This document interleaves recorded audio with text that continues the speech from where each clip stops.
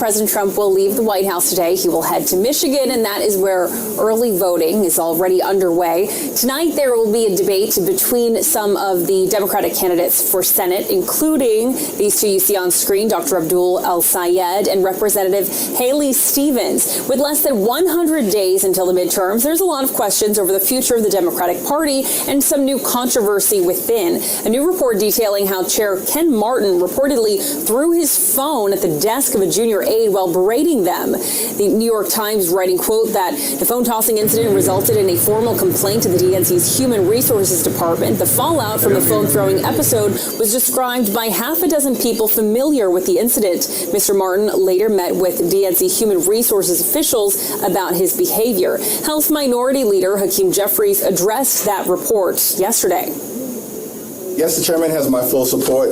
What we've seen over the last 18 plus months is that Democrats have won every single meaningful election up and down the ballot across the country during that period of time. And we look forward to our continued partnership. One of the co-chairs of the Democratic Socialists of America joined Fox News Sunday with Shannon Bream, who asked if established Democrats should be worried about DSA plans for their party. The establishment Democrats should be worried about the voters and about what the voters think and about what the constituency thinks. And right now they have not been delivering, and our candidates are and have been, and it's resonating with voters. And Romer went on to explain to Shannon Bream some of the other arguments that the DSA is trying to make, and changes like expanding Congress, getting rid of the Senate, getting rid of the presidency and the Supreme Court as we know it, and abolishing prisons, and as a future long-term plan, even opening up the border. Hello, everybody. Hi, Jennifer. Hello, sir. Hello, everybody. Do you have a question, Jennifer? Yes. On the Iran war, have you been frustrated with Secretary Hegseth because of the advice he gave you early on in the war and how it's turned out? I think he's done a great job. We've pretty much destroyed their military. They want to meet, and we're meeting. We'll see what happens. There's a chance we can make a deal. Without what we did, they wouldn't even be talking to us. They requested a meeting through their surrogates and directly. And we're meeting, and, good things can happen. I guess oil dropped very big today. The stock markets, as of about an hour ago, was like through the roof. But no, they requested a meeting. They would not have requested the meeting if we were doing poorly. The only reason they want to meet is because we've been hitting them very hard. Yeah. How much patience do you have left with Iran, sir? I have plenty of time. Plenty of time. Their whole shoreline's wiped out. The strait is in very good shape. And we're talking right now. They wanted to talk. Their people said, please don't shoot last night, the night before, 2 nights. Don't do it. We're having good talks. So we'll see what happens. I think there's a good chance that something could happen. And if it does, good. If it doesn't, we go back to doing what we were doing 2 days ago. Mr. President, what has communication been like with the Houthis and the Red Sea? The Houthis. Are you concerned about the disruptions? We're dealing with Saudi Arabia, and it's a problem that we had a while ago, and we knocked the hell out of them, as you know. We didn't have any problems with the Houthis after that, but we're not involved with that. But we may, if they're a problem, we'll probably have to get it. On Saudi Arabia, have you gotten any indications from Saudi Arabia when it comes to the Abraham Accords that they will sign on? We haven't talked about that. You put out a President, are you concerned about depleted stockpiles if there is a Iranian conflict in Iran? We have plenty. We have a lot of ammunition, different types. Biden gave a lot to Ukraine, and so we're building that up. But we have a lot. We have a lot of the mid-level stuff too. I mean, more than we could ever use, no matter what. But we have a lot. I'd like to have more, to be honest. But so much was given to Ukraine by Biden. When I left, the cupboards were full. When I came here with Obama, he didn't buy ammunition. We had very little. And I got it built. Now, as soon as I left, they gave a lot of it to Ukraine. I mean numbers that nobody's ever seen before. So we're building it very rapidly. Plants are being built. A lot of equipment's being built. The Patriots in particular are being built. VAT system is going up. We have a lot. Every one of our contractors is building 4 to 5 plants right now. And we're in very good shape. But for some of the more sophisticated stuff, we'd certainly like to have more. Biden gave a lot of it away. Mr. President, you put out a Truth Social this morning about Leader John Thune. What's your relationship like with the Senate Majority Leader? It's fine. He's got to get his job done. It's fun. I have a good relationship with John Thune. He's just got to get his job done. You got to get the Save America Act passed. Or better than that would be the filibuster. If you terminate the filibuster, everything happens. If you don't terminate the filibuster, only bad things will happen. If you don't terminate the filibuster, only bad things will happen. But you don't want to see him replaced as leader? I haven't even thought of it. Meeting with Prime Minister Netanyahu tomorrow. Why did you ask? Why did you ask for that meeting? And are you guys on the same page on Iran? Are you on the same page on Iran? You and Prime Minister Netanyahu. Close, yeah, pretty close. We have a little difference, but pretty close, yeah. Well, Iran took a beating over the last 14 days, and they asked us very nicely, please stop. Let's meet. And that's what we are right now. We'll see what happens. If we don't make a deal, we go back to the same thing. President Zelensky says that Russia is giving Iran satellite imagery of U.S. bases in the Gulf to help them target. What can you do about that? Well, we'll find out if that's true. I'll ask Putin about it. We'll find out. It hasn't had much impact because we've knocked the hell out of it. What do you think? If that's the case, look, they gave Venezuela a lot of equipment. Venezuela had all Russian equipment. How did that work out? Not too good. So they may be giving, but if they are, it hasn't worked out because they have no army, they have no air force, they have no navy, they have no nothing. So it hasn't worked out well. I don't think they've been doing it. Certainly not at a high level. And if they have, it has been very unimpactful.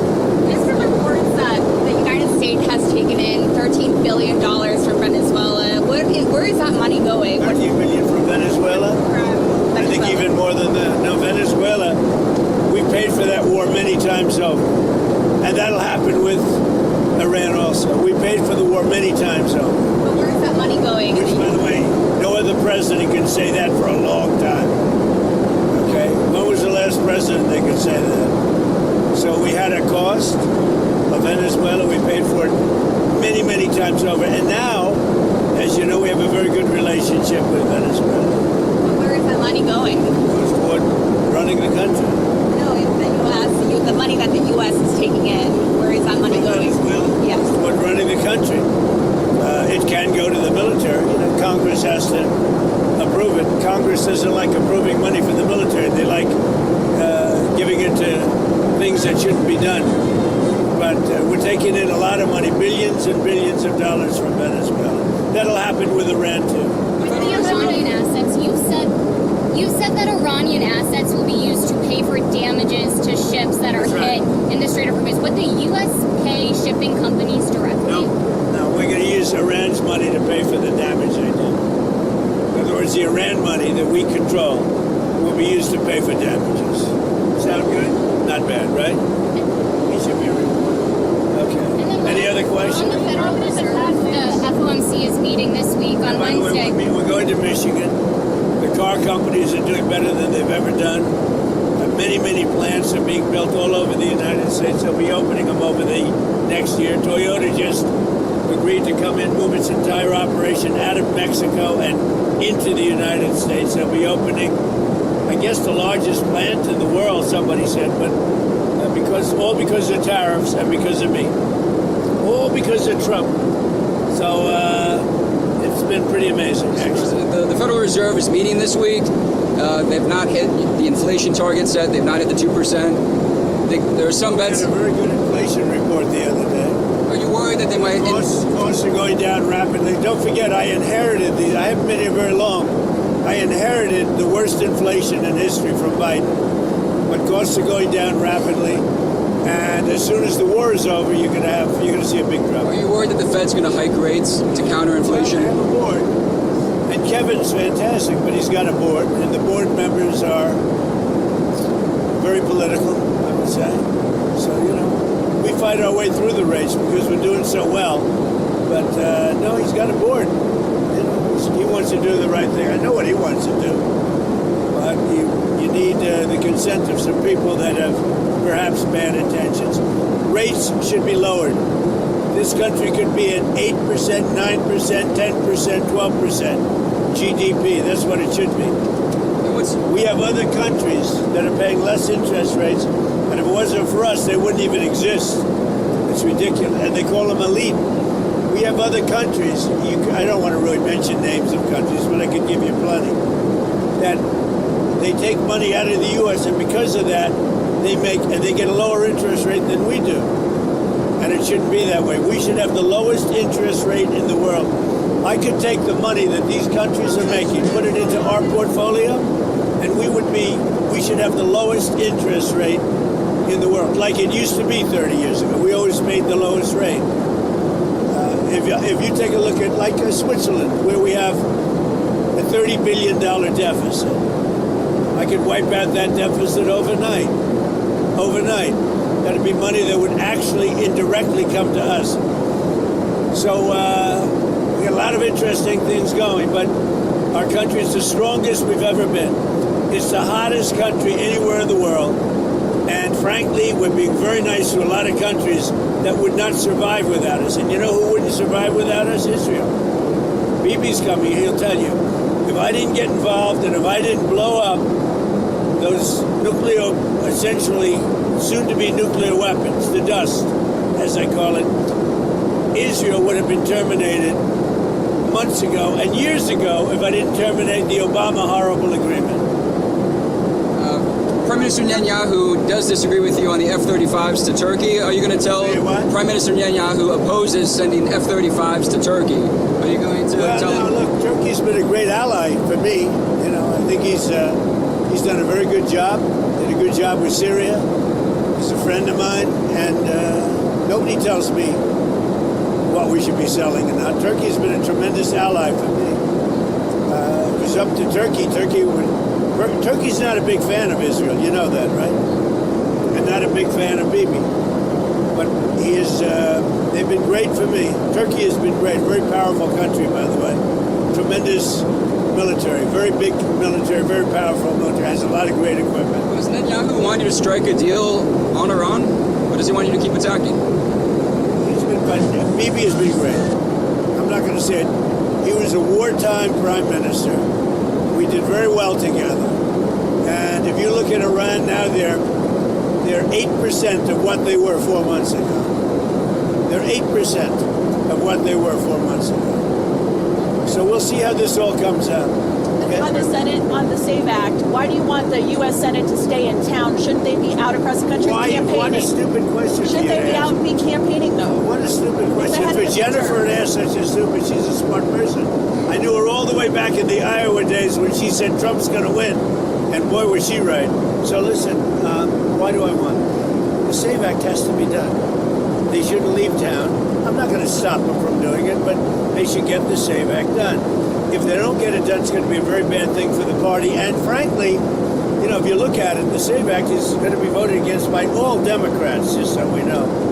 We have some Republicans that I will not comment on, a few of them, probably 4, that we probably won't get the vote. I'd like to comment on them, but I have too much sense to do it. The Democrats are going to vote 100% against voter identification and proof of citizenship. 100%. They want your taxes to go up. They want men playing in women's sports. They want open border for the world's criminals to pour into our country. And yet, despite all of that, we have the lowest crime rate in the history of our country since 1900 with murders.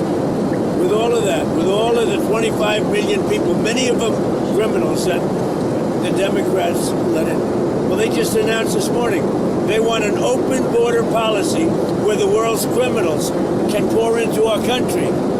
I think they're crazy. There's something wrong with them. Any other questions? On China, Treasury Secretary Scott Bessent said last week the administration's going to look into whether Chinese AI models are distilling from U.S. models. Do you think China's stealing American IP? Well, you know, they're looking at us and we're looking at them. But we're leading now, China, substantially in AI. and we're going to keep it that way. We're leading everybody and everything. We have a country that's doing well. Thank you very much, everybody. See you in Michigan. Thank you, Mr. President. Good afternoon, everybody, on a Monday afternoon. Yeah, it's Monday. So while he was talking, I was looking up at the news that's playing right now, and there's a running joke when anything happens and people say, Yogi, is it them? Well, we find out now that the shooting in Seattle, it was them again. I'll leave it at that. It was them again. Not the religion of tolerance, just the ones that Yogi and Boo Boo are always talking about. Yet you saw some of the liberals today were screaming about guns. We got to take guns away from people. How about you tell the hoodlums to stop being hoodlums? Bringing guns to festivals. What idiots. I hope you guys enjoyed what President Trump had to say. I hope you picked up a couple of the nuggets that he spoke about, not just the last one, but go all the way back to the first one. He mentioned Jennifer, which I believe was probably Jennifer Griffith from Fox News. She acted like an insider, and the way she posed her question, this guy doesn't fall for your stuff. You can't ask him when was the last time you beat Melania. He understands what you're trying to do. And so her question was, we understand that you have had problems with Pete Hegseth. And no.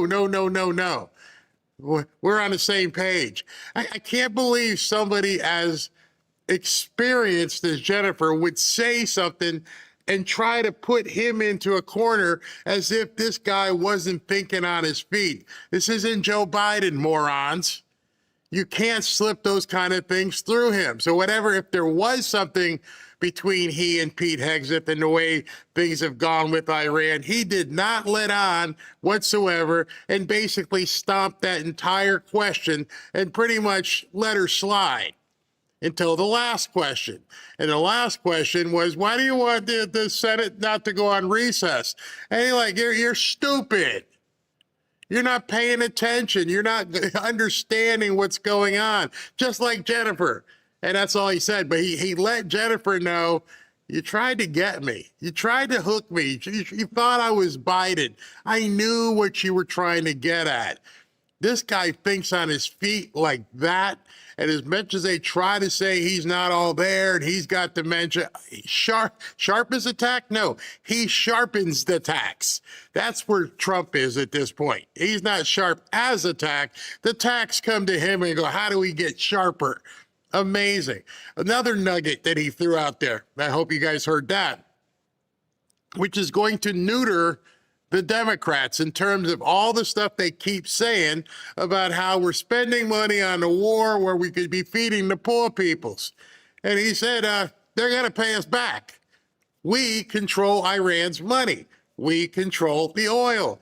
Guess what that means? That means we get the money back. No reporters ever talk about that. None of them ever bring that up. There's a reason why we can spend the money we spend over in Iran is because we control money. Unlike when you're just dishing money out to people who aren't working and it's going one way, this is a two-way situation.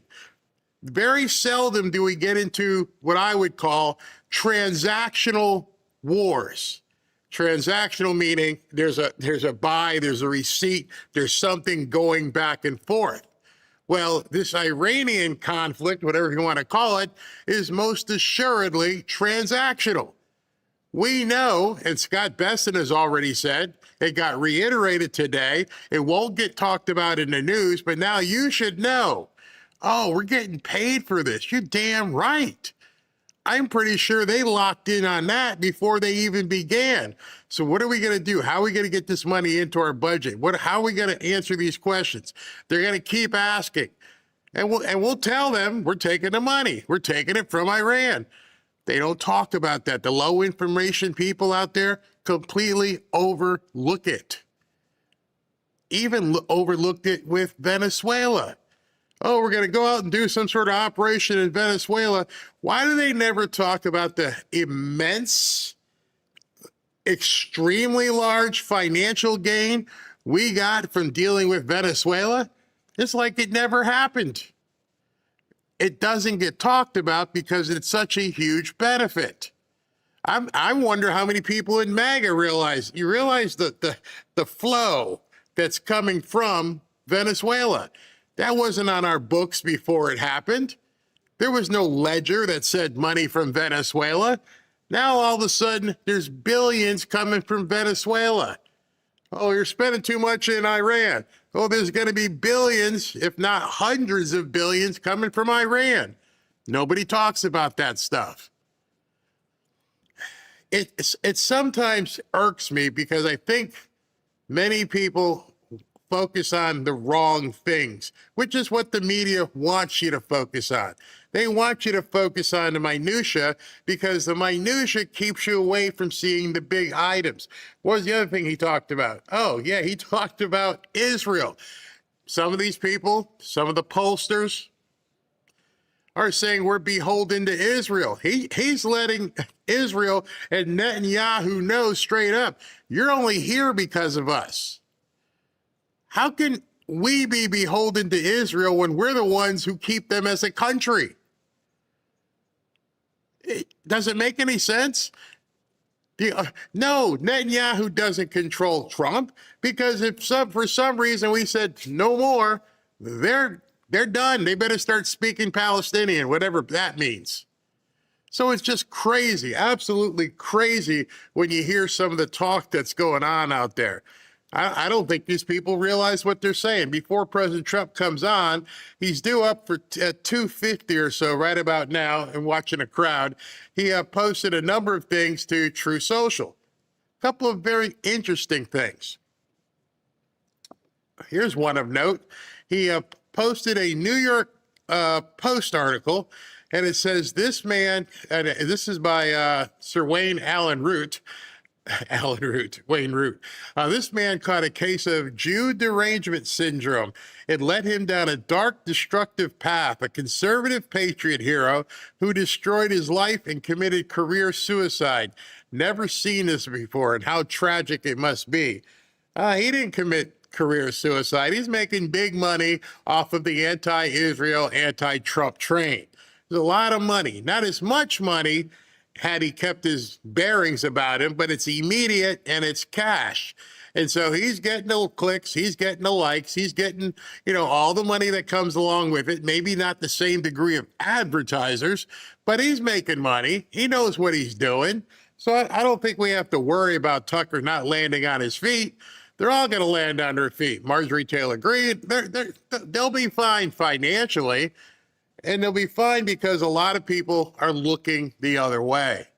That's the shameful part of it. It has such, bloodlust in terms of how people love talking against Trump instead of talking against our enemies. There was a couple of the pollsters were making noise today. And I'm looking at, and if you go back and search some of these people's posts, you would think they're either getting ready to put on a headdress, one of those ones that tie around and they can look like a sheik. Is that what your interest is? Because every post is anti-Trump. Trump's doing something wrong. Socialism is what people want. No, they don't. I'll prove that to you today as well. In addition, President Trump posted this as well, which is 100% true. Easy for people to report on. Whichever party terminates the filibuster first will be the party that survives and thrives if the Democrats win this race. However, America will rapidly become nothing more than a third world nation. President Donald J. Trump. Let me ask you something. I don't care if you hate Israel. I don't care if you hate Trump. If you just sit back and look at what he just posed there, any reasonable person would say, yeah, the Democrats won't hesitate to use the filibuster, to destroy it. Does anybody in their right mind, even if you're out here, you're a troll, does anybody think that they won't do it as soon as they possibly can? So if you know it, if the trolls know it, what the hell's wrong with our Republican Senate? Why are they basically pretending and posturing as if, we don't want it to do it to us because if we do it to them, they might do it to us. They've already told you. In fact, not only did they tell you they use the filibuster, they've told you you won't have a job. We're going to abolish the Senate. What kind of cuck must somebody be to have somebody telling them we're going to just eliminate you and you still have a problem doing what you need to do? Let that sink in. Let that sink in as you're sitting in the cuck chair and you're hearing somebody say what they're going to do, and you still don't realize you have the power to fix it, to make sure it doesn't happen. And you're wondering what'll happen if we do it and they might not feel bad. I mean, I'm sorry, some of you guys might not know the analogy of the cuck chair, but that's basically watching somebody else do something to something you hold pride in. We'll use it as America at this point instead of the other thing. It doesn't make any sense whatsoever. He followed that up with this post, again, hitting him hard. John Thune should not allow the United States Senate to leave town until it passes the Save America Act, or far better still, it terminates the filibuster, where Republicans then quickly pass everything they ever dreamed of, including a full and deep-throated Save America Act, the budget, and the ever-looming debt ceiling disaster, 1929 approaching. The Democrats will do it on day one and can't believe how lucky they got with this Senate. Remember, stupidity always brings losing and death. It is now July 27th. We are barreling towards the midterms, and they know what's on the other side of that should they lose. They already know everything these people have planned. Why? Because they don't mince their words. They tell you, this is what we're going to do. And thus far, out of 53 Republican senators, actually we could say 52 because we don't know what the hell is going on with Mitch McConnell. Have no idea. But thus far, I think it's 5 or 6 out of the 53 have said, we're not going to go for a recess. Let me try to think in my mind here if I can recall them all. Obviously, Mike Lee, Tommy Tuberville, Ashley Moody from here in South Florida, Rick Scott, and there's one more, I can't remember his name, might be Bernie Moreno, but the other one is Lindsey Graham's sister, who just got sworn in last week. So there's 5, it may grow, but there's only 5 out of 53 Republicans who have stood up and said, we got to get this done. Again, 52 because Mitch can't stand. I don't know what Mitch is going to do. So it's pretty obvious at this point, the other 46 or 45 or whatever, what the hell are you doing? What are you thinking? Why are you ready to mortgage the future of America by not getting this done? Can you imagine our lives? Can you imagine our lives if all of this happened? If we terminated the filibuster, if we're able to get the Save America Act, if we could balance the budget, if we can take care of the debt ceiling, we would be sitting on so much money, so much prosperity, ka-ching. Life would be good for everybody, even the poor peoples, even the Democrats. Life would be so good for them. Maybe you could even put a smile on Caitlin Collins' face. What's the alternative? The alternative is misery for everybody. Because if the Democrats were able to take power, they are not going to put smiles on the faces of the poor peoples. Everybody will be in agony. Just the opposite. As you read through President Trump's post here, just the opposite will happen. They will terminate the filibuster, and then every one of their wackadoodle ideas they would push right through. They will never balance the budget because there's no such thing as a budget. We just spend what we want and we'll just keep taxing you. Save America Act, pipe dream. Never going to happen. So I guess maybe, and debt ceiling, though. So I guess maybe it would make some people happy, AOC and Bernie and Mamdani, and just counting all your money they're going to take to, if they reinstate USAID like that, all the money that they can ship overseas and get some sort of reciprocal laundering done, they'd do that in a heartbeat. They would go ahead and help Cuba. They would do anything they can to help Zelensky beat Russia. And everything that they're doing is like this to spend your money. And they can't wait. They're salivating for it. And then they're going to open the prisons, let everybody run around. And then they're going to say, border? We don't need borders. We can afford to do everything because we're going to make the other people pay. So you Somalians, Ugandans, everybody come on in. I feel like somebody should make a movie. I'm not good with the AI movies, but make a movie and phrase it after, The Christmas Story, Scrooge. Look at Christmas past, which was fantastic. Look at Christmas now, and then look at Christmas future. Look at political future. Imagine that vision. You wake up and you have a dream. It's like, oh, there's a gazillion illegals, and there's no prisons, and they're taxing your money to 50, 60, 70%. If you had that dream and woke up in a nice, long, drenched sweat, how fast would you terminate the filibuster, John Thune? What the hell are you waiting for? I don't want to wake up in that utopia for socialists and communists. I don't want to have my channel turned off. I don't want to. I mean, the crazy stuff that they're thinking. We all become wards of the state. You're going to have to live in a pod, eat the bugs, and be happy.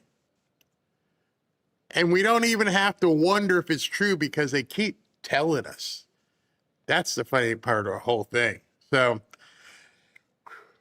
President Trump tries to tell them, but now we've got 5, 6 senators that are saying no. So keep it up. Keep calling people. Keep telling them. Make it happen. You don't want to wake up. You don't want to have that dream. You don't want to look into political America future because it may not even be called America. Don't worry about waving a flag on 4th of July. 4th of July? No, that's not going to happen. They've already told you they're going to rip up the Declaration of Independence. How the hell can we not be doing this? How in the hell can John Thune not be terminating the filibuster and getting all this stuff done? I can't think of one single reason other than somebody's lining somebody's pockets, and he might be impervious to what may happen. He may think he's got a parachute. Some of the people around him may think they have parachutes, where those 52, 53 people feel like, we're going to be okay. They've already locked us in. We're good. It's insane how you would sell out your country. Throw them all in jail as far as I'm concerned. They're going to sell us out if it doesn't get done. So hopefully President Trump just uses the military and does something, because otherwise it's a bad thing to imagine. All right, so it's 3 o'clock. He's not out yet. Let me just tell you what today is. He's in Michigan at General Motors right now, at the General Motors Proving Grounds, it's called. And the General Motors Proving Ground, they're having a talk here of Michigan being so vitally important. Again, you got a socialist running against another wackadoodle. What's her name? Haley Stevens versus, what's his name? Masheed Badoop. I don't know what the hell he is, but he's a crazy socialist.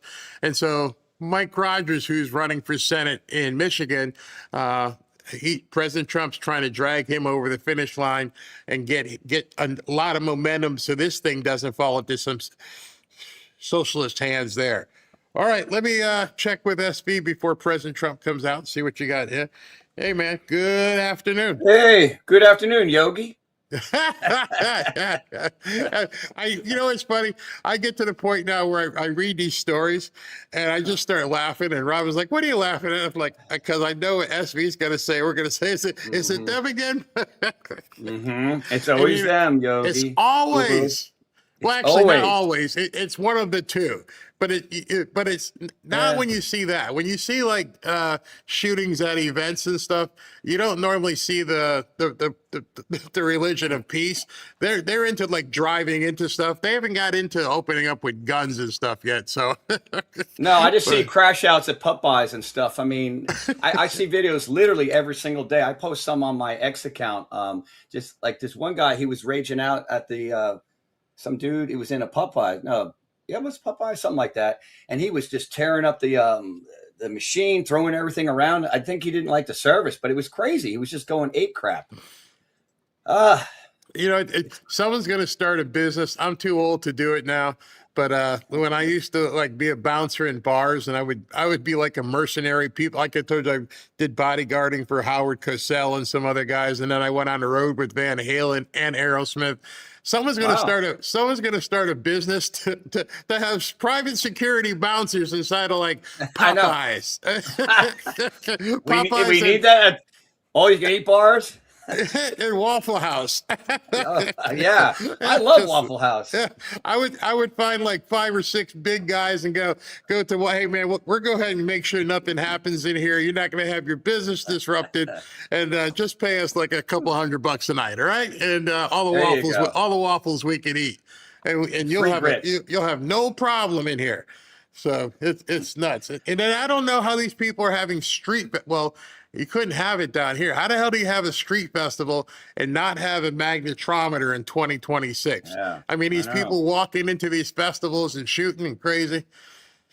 Whatever. Insanity at its finest. I have 2 stories. One, CNN's forced to report that the Democrats are hated even more, and then I have a new post in clandestine. You have to hold that one. Okay, all right, that's good. That's why I say these things, so that we can say yay or nay. Go to cut number 2 then. Number we can 2. Talk about. You heard about Fauci's diary. Hopefully that one's not a. I'm looking to see, make sure he doesn't walk out really quick. All right. Oh, clandestine again. All right. Here you go. So apparently Fauci had a diary just came out. So clandestine is talking a little bit more about it, saying that he vastly over-exaggerated C-19's death rate. Why would he do that, he says? Because they needed to create the narrative that C-19 was dangerous enough to declare an emergency and overhaul the entire election system with mass mail-in ballots. Fauci lied about how dangerous C-19 was because it was part of their plot to implement mass mail-in ballots in order to steal the 2020 election and then overthrow the sitting president of the United States.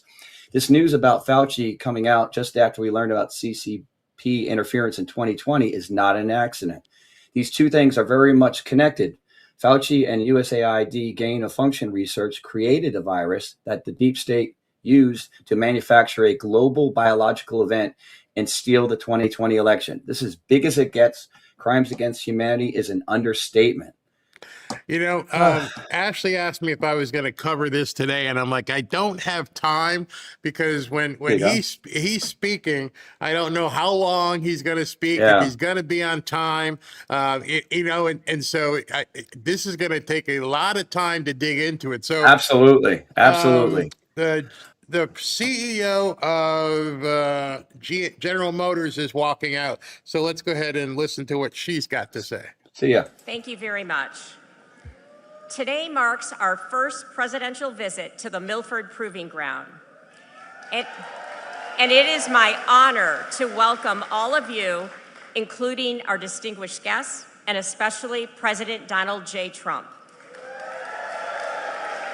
On the tracks and in our labs, we test everything we build in the U.S., from trucks that move America to technology that will take us back to the moon. And for 100 years, we have engineered and built our vehicles right here at home, because GM's story is part of this country's story.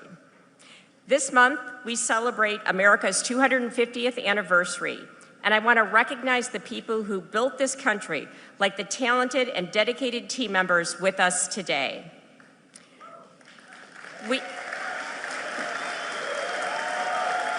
We employ more people than any other automaker in the U.S., and we will spend more than $16 billion this year on manufacturing and research and development. This reflects our continued strong commitment to the United States. So thank you all for being here today.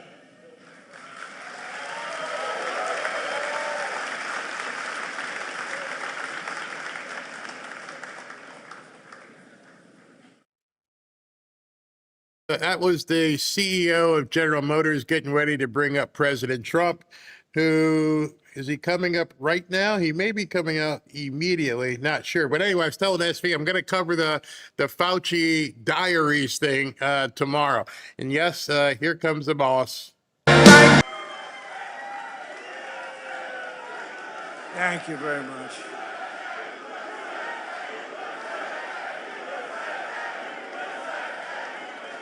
Well, thank you very much. It's an honor to be back. I love this place. I won this place. It's beautiful. This beautiful state I won. We won by a lot. Great to be back in Michigan, and hello to the men and women of General Motors.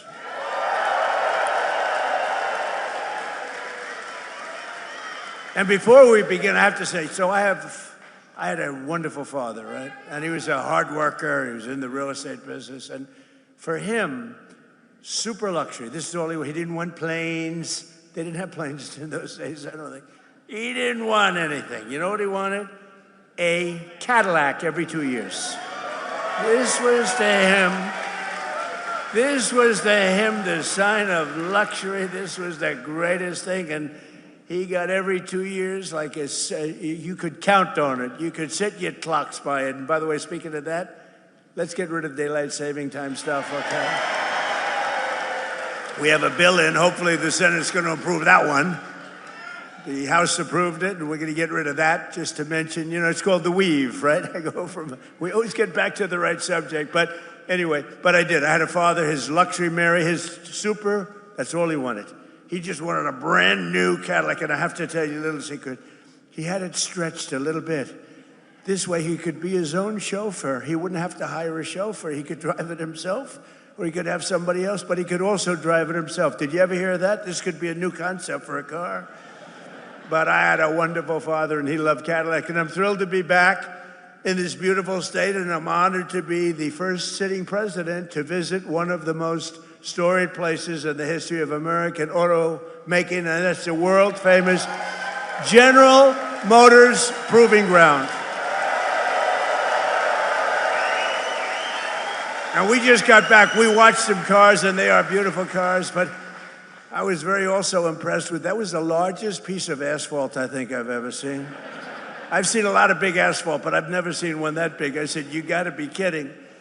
But over 100 years, General Motors carved a 5.5-mile test track out of Michigan earth and built a crucible for American cars that would change the world, and that's what happened. You have changed the world, and maybe more importantly, you have made a comeback like very few companies. You are doing really well, and Mary and your whole group have done a fantastic job. They love their cars. One of the top executives I just met, he was showing, he said, sir, I just love the cars. I just love these cars. And I thought that was nice. This land bears the tire marks of every model of the legendary Chevy Corvette. It bears the scars of the first auto safety test, and that was probably pretty tough. And ever since the presidency of the late, great Ronald Reagan, who in all fairness, who I liked, but he did allow our cars to disappear into Japan and other locations. We cannot do it. We love him. But on trade, Trump is much better, much better. But this facility is proudly designed, built, and tested. The presidential limousine, affectionately known as the Beast. Have you heard of it, Mr. Mayor? I want to thank the CEO of General Motors, Mary Barra, as well as the president, Mark Royce, and the entire leadership team. Mark, really great job.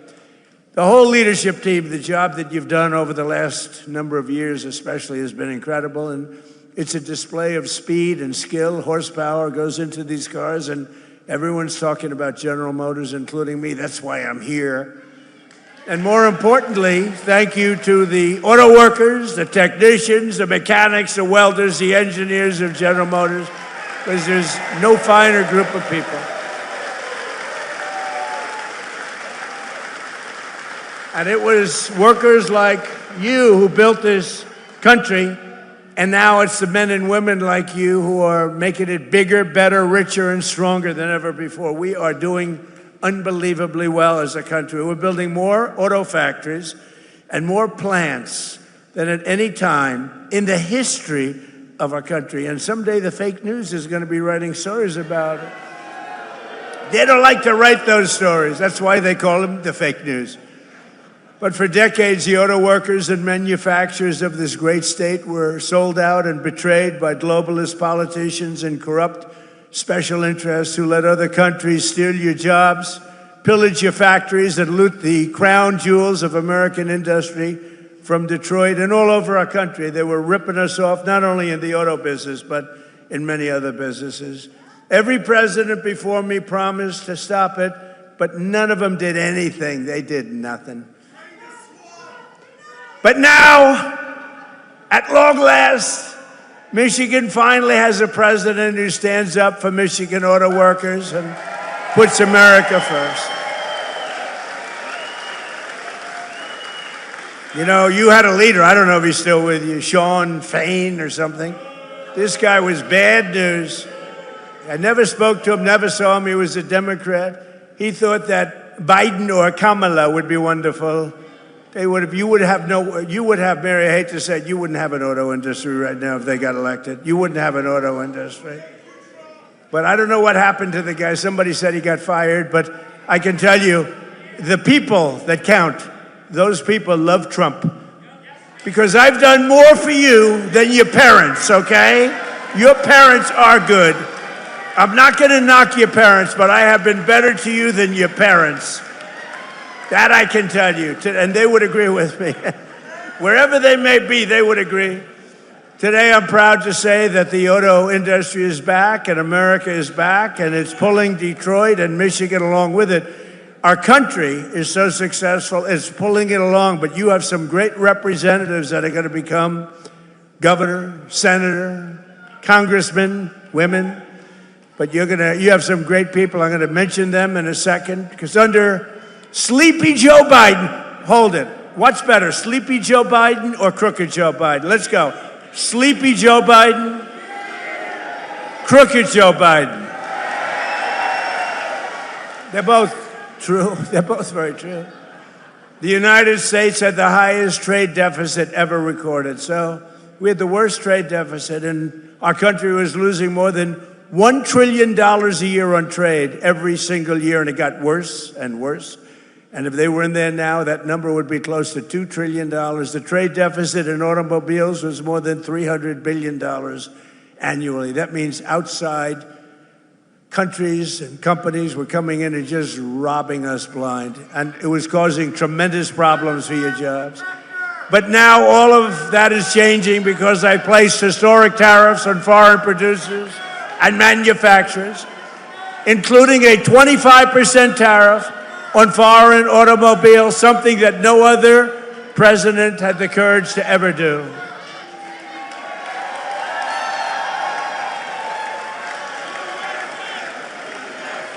He's a communist. He's a communist.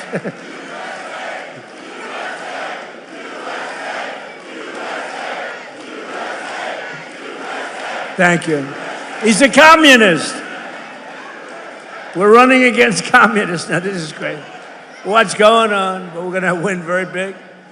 No, I didn't even hear the guy. I think. I don't know. You see what they want to do? You see what they want to do? They want to take your houses. They want to do things that nobody's ever even thought of before. They want to take your money. They want to raise your tax up to 80%. I gave you the biggest tax cut in the history of our country, so we'll keep it that way. And I said this morning, they also want to fire the police. They don't want police and they don't want prisons anymore. I think that's a great idea. Does everybody like that idea? No police. They want no police and they want no prisons. Where are these people coming from? But I also put a 25% tariff on all foreign trucks. So I called Mary about a year ago and I said, I hear that foreign trucks are killing us. She said, that's true. I said, congratulations. I'm going to put a 25% tariff on the foreign trucks. And you are doing a phenomenal business now with trucks. So they were killing us in trucks, and now we're killing them. My policy is simple. If you make your truck or your car in a foreign country, you have to pay for the privilege of sending it into our market and making a lot of money. But if you build in a factory in Michigan or someplace in our country and make your automobiles or trucks right here in America, you pay zero tax and zero tariff. You pay zero tariff. There are no tariffs.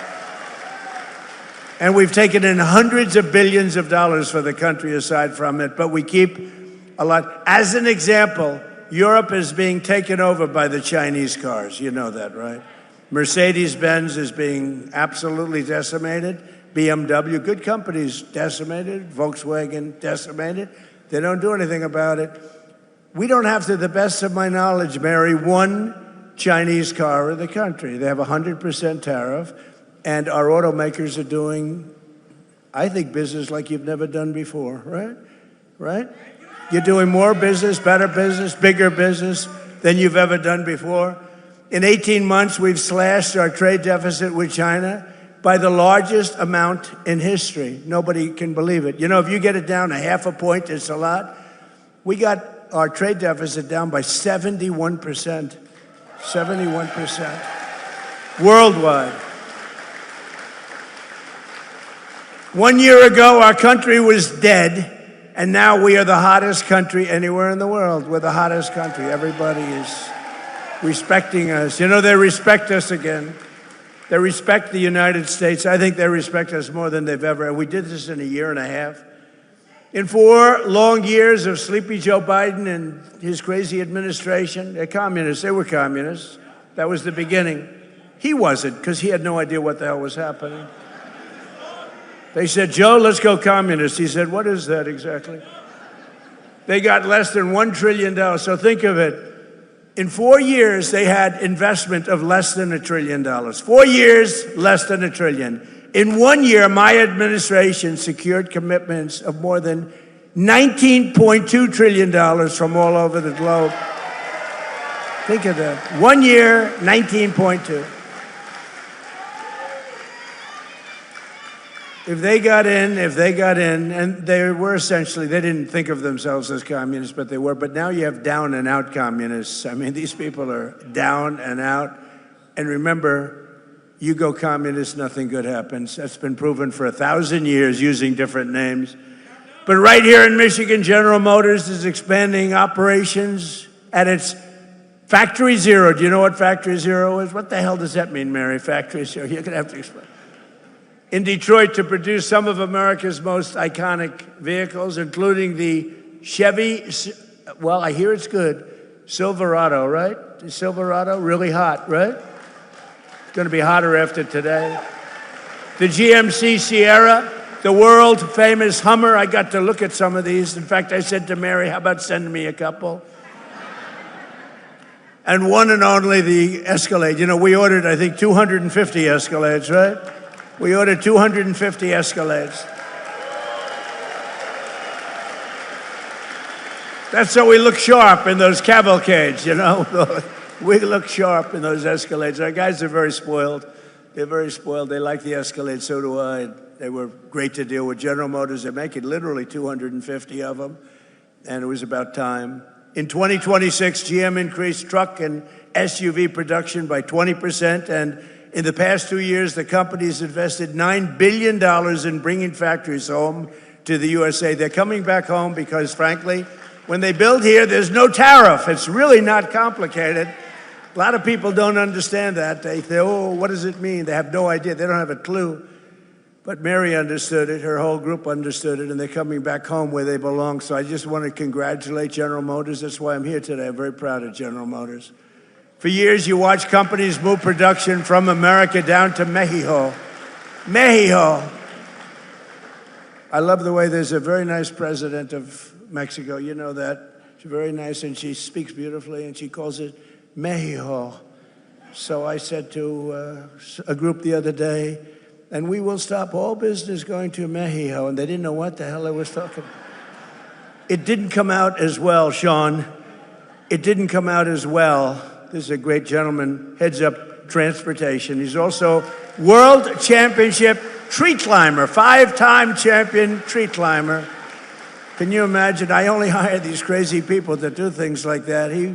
He was the lumberjack. He was the world champion going up a tree 100 feet, right? That's high. I saw an old picture of you doing it. I said, he's crazy. That's why I like him. But he's a 5-time world champion. You know who that is. So, and his wife maybe is even superior, a big star of television, Rachel. She's doing all right. Sean Duffy, Rachel Campus Duffy. But you know, I liked him a lot. I always liked him. But when I heard he was a world champion of a tree, but any kind of world champion I'm okay with. When you're a world champion of anything, but that's pretty good. But down in Mexico, and they're coming back, and production's moving from Mexico, and companies are actually moving production from Mexico back to America. Before they left, they went the other way. Now they're all coming back. Toyota, Hyundai, and others are relocating production back to the U.S. Ford is investing $3 billion to build parts of its new pickup truck in central Michigan. All these things I told you, but only Brian. Where's Brian? Come here, get up here, Brian, will you please? He's the only guy that believed me. But boy, did he believe me. I wanted to, just hop over. Come on, don't worry about it, Secret Service, he's okay. Come on up here, Brian. See the way he can do that? Look at that. He evaded Secret. I'm sure they're thrilled. Come here, say a few words. Thank you, Mr. President. Well, we can thank this gentleman right here for all these jobs coming back, and I hear it all the time from all my connections at all the different auto plants around the Metro Detroit area. Jobs are coming back to America. You know, Kamala Harris was running against this guy when he ran for re-election. She wanted to get rid of the internal combustion engine, and crazy Sean Fain endorsed her. So we've got to change the mindset. We've got to build, if they want to sell in our market, they got to build it in our market. And that's what this guy told them. So thank you, Mr. President. It's because of you, you saved our domestic auto industry. Thank you.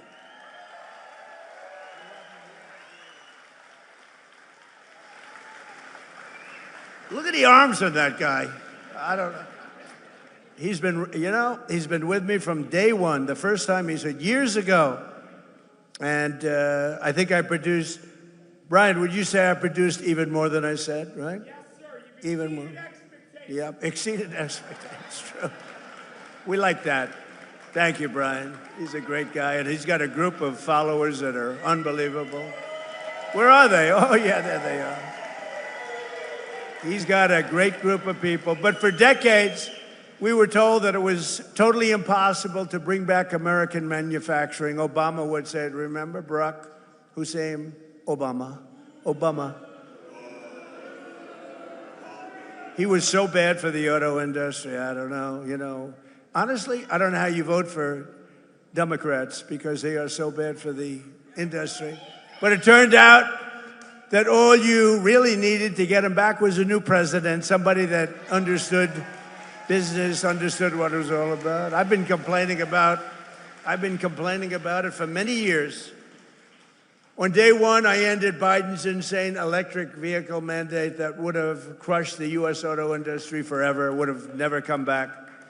Remember that? Everybody was supposed to have an electric car within, 15 minutes.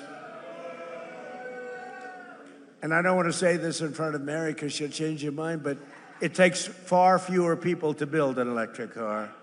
That doesn't mean they work better, but it takes. And if you want an electric car, they make electric cars too. But if you want to buy a combustion, if you want to buy anything you want, they make. We don't want to do that stuff. But right now, we've been right on that bet. I said, no, it's not going to happen that way. I terminated Biden's disastrous CAFE fuel standards. You know what that is? That was a short road to bankruptcy for every single car company in this country, and a total disaster that would have killed the internal combustion engine. They wanted it dead within 5 years. As long as I'm president, that will never happen, but it's going in the opposite direction. Remember, we have a 1,000-year supply of gasoline. China doesn't. China doesn't. We have 1,000 years. We have more gasoline. We have more oil. Now, when you add Venezuela to it, we really have more oil. One day. And Venezuela's been great. They've been doing a great job. We're working with them. Take millions and millions of barrels of oil. But they're doing well, and we're doing well. One day. You know, a lot of people were against that war. We don't want the Venezuela. What are you doing? What are you doing? After we won in about 48 minutes approximately. They said, oh, that was a good move. Well, the same thing's happening in Iran. People just don't see it. We have destroyed their Navy. We've destroyed their Air Force. We've destroyed their leadership. We've destroyed their anti-aircraft weaponry. Their drones are being made at a rate of about 7%. We destroyed most of their drone manufacturing capability, their missile manufacturing capability. And right now they're talking to us about making a deal. But if we didn't do it tough, there would be no talk. You know, for 47 years, which is really 50 because people have been using 47 years for 3 years at least. But for 47 to 50 years, they have been talking, and all they do is tap everyone along. They were the bully of the Middle East, and they were the bully of us. And Obama came along and gave them tens of billions of dollars. He gave them $1.7 billion in green cash. Remember that? Put them on a Boeing 757, flew it to Tehran. $1.7 billion in green. He thought he could bribe them, and instead they thought, what a stupid country this is. How stupid. No, you can't bribe them. You got to beat them, and we're beating the hell out of them. But we'll see how it turns out. Right now, they have very friendly negotiations going on. And by the way, how good is our Navy with a blockade? How good? Not one boat gets in. We have a blockade. They'd love us to, please, we don't want the blockade anymore. They're saying, please, please, no blockade. And I approved the single largest deregulatory action in American history, repealing what is known as the endangerment finding, which will save American families an average of almost $3,000 on new cars, SUVs, and trucks. What a difference. And today I'm giving all American car companies the right to build what are known as tiny cars. You know what that is? These little, because I go over to Europe and I see these little cars all over the place. And I say, why aren't we making them? They send some over. But Sean Duffy, the Secretary of Transportation, has just cleared it. I was with him on the plane. I said, Sean, did you clear that? No, sir, not yet. I want it done now. Oh, it's done. He knows what. He's very smart. He's a very smart guy. No, but you're all cleared, Sean? So your company, Mary, if you want, I mean, you have the choice. It's a tiny little, beautiful little car. I'm not sure I want to get hit by one of your Silverados, okay? Or one of your Cadillacs, but you'll make them as safe as possible, right? You put a little cocoon around them. See, I would have been a wonderful automobile designer. But you have the right to do it, and they sell, inexpensively. They're actually beautiful. I don't know if I'm going to be using one. I'm not sure if Secret Service would love me driving around in one, but there's a tremendous market for it, I think. It really is a tremendous market. They are quite something. And thanks to our Republican majorities in Congress, we also made interest on auto loans fully tax deductible, but only if the car is made in America. If it's not made in America, we have no interest in doing that. And I apologize for the air conditioning, but this room was not built for thousands of people. This room was built for a few people making cars, not for thousands of people. And it is a little warm up here, but I love that because every time I make a speech, I lose weight. It's wonderful. It's a wonderful way to lose weight. Under our leadership, investment is booming, incomes are rising, and the stock market has 73 all-time highs. Think of that. In a year and a half, we've had an all-time high. And your 401ks are up by $32,000 and more in just a year. And one statistic that I say, because, the fake news, the reason they're fake news, they're terrible people in many cases, not in all cases. You have some professionals, but they refuse to say There are more Americans working today in the United States of America than at any time in history. How about that? That's, to me, that's a stat that's hard to beat. And it was just announced that inflation is dropping at the fastest rate in more than 6 years. We're dropping it. You know, I inherited this mess. I inherited an open border where 25 million people came in. Many of these people were criminals, murderers, people from jails, people from mental institutions. I inherited that. We've got a lot of them out, and we're getting a lot of them out. We have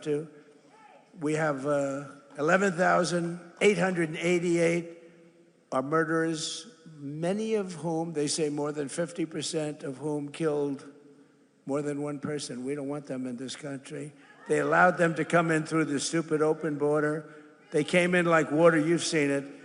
And right now, it was just announced, again, this is now the 15th month in a row, 0 people have come through our border illegally. 0.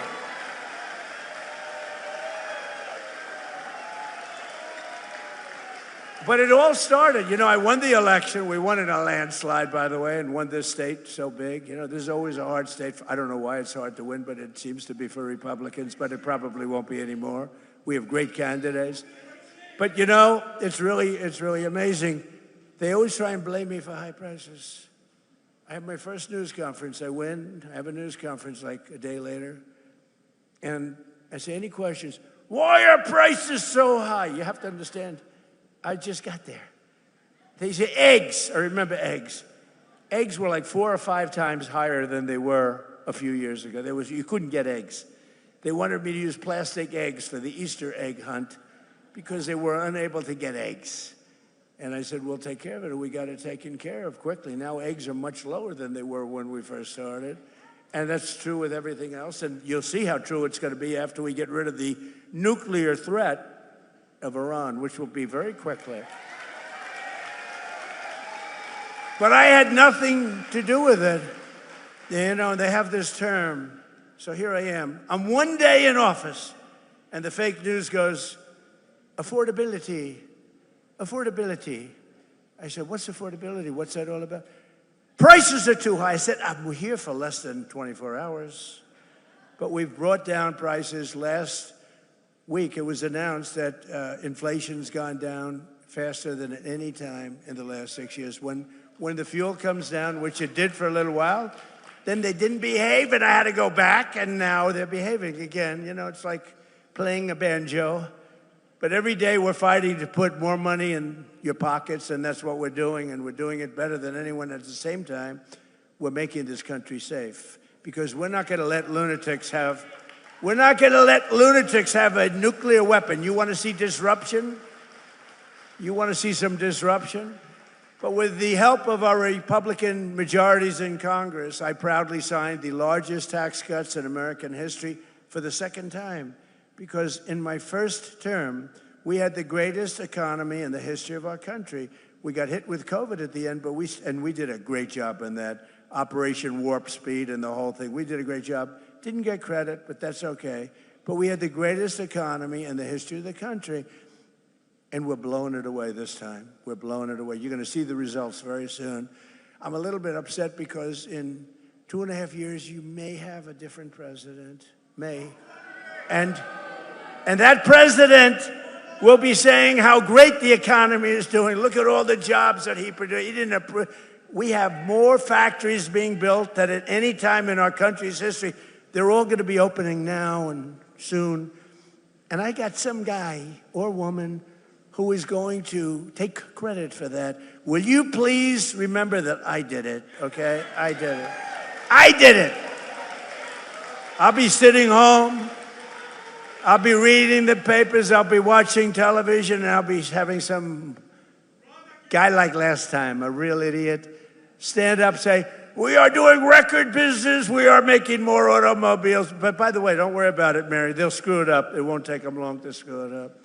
But we're not going to let that happen. Our great, big, beautiful bill gave us no tax on tips, no tax on overtime, and no tax on Social Security for our great seniors, right?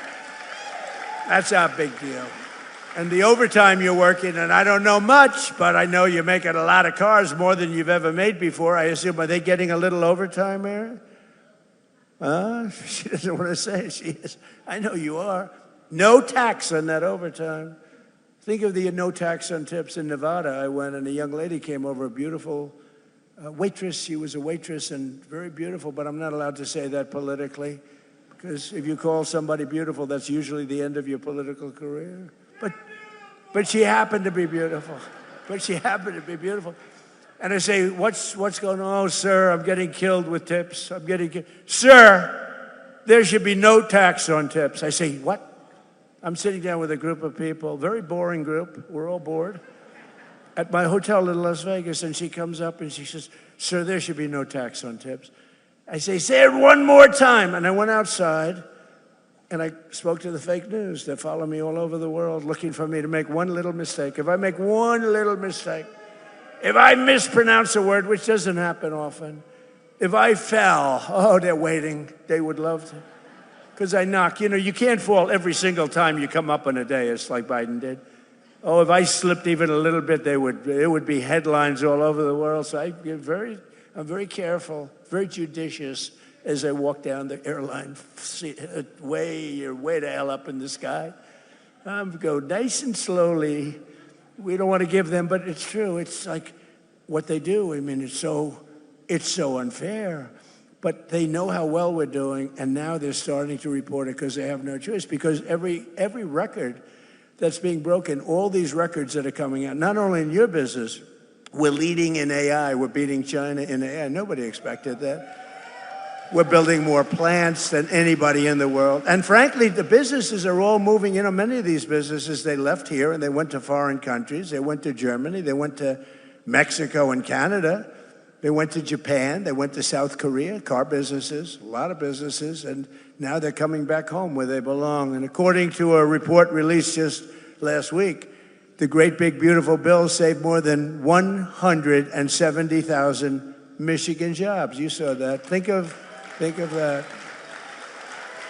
If you took 170,000 people off of your tax-paying payrolls, think of how many people that is, filling a big stadium up 3 times. But remember, every single Democrat, it's a new word that I use, Democrat, I just exchange the E for the U. It works out quite nicely, thank you. But they're Democrats. They want open borders. They want men playing in women's sports. They want transgender mutilation of your children. They want the transgender mutilation of your children for everyone, so I call them Democrats. And the Democrats don't want to have voter ID. And the Democrats do not, Brian, you know this, they don't want to have a thing called proof of citizenship. So why doesn't somebody want voter ID or proof of citizenship? Because they want to cheat, okay? There's only one reason. Actually, most Democrats do want it. It's only the politicians, because they could never get elected. If that ever gets approved, they will never get elected again. But every single Democrat in Congress voted against our massive tax cuts for working families. All of the things, the no tax on tips, no tax on overtime, no tax on Social Security, all of these things they voted against. They just voted against. They voted against voter ID. They voted in favor of the transgender mutilation of your children, in favor of men playing in women's sports. I've looked at men playing in women's sports. It's very unfair.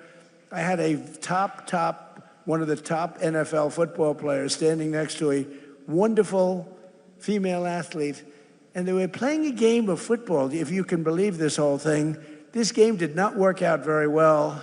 This was not a game that she will ever want to play again, I will tell you. The whole thing is crazy. There's something wrong.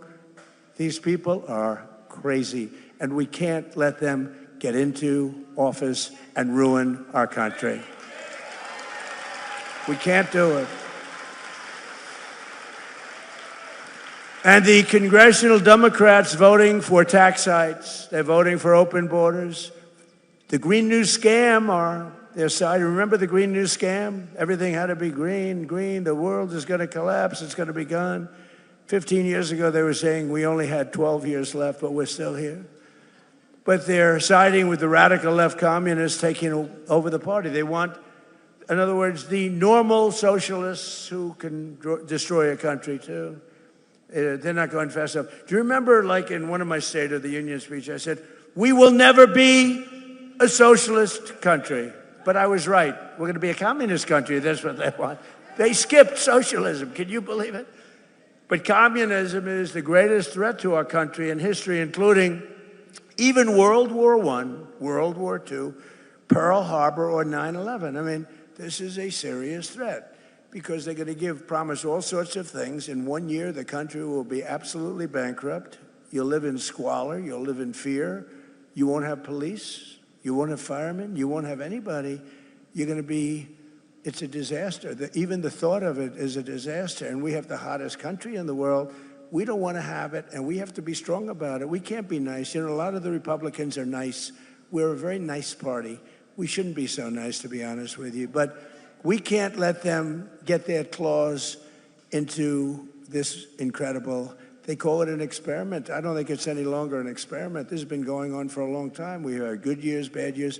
We're having the single greatest year we've ever had as a country. We're not going to let these people destroy it.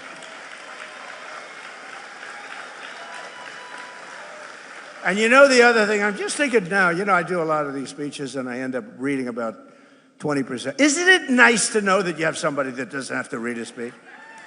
And it's even better to know that you have somebody that can read a speech if he wants to. The other guy couldn't even read a speech. But I'm just thinking about it. This is maybe going to make news because I've never said it. I'm just thinking about now, when they take something over, it's always dirty. The sidewalks are dirty. The people are, I hate to say this, not clean, okay? The curbs are loaded with you-know-what. The smell is terrible. I mean, I see it happening to cities. Blue cities are all blue. They're all blue. We don't have problems with the Republican-run cities, I mean, for the most part. But they're dirty. I said to somebody about a certain city, I don't want to say the name of it, but it's run by the radical left.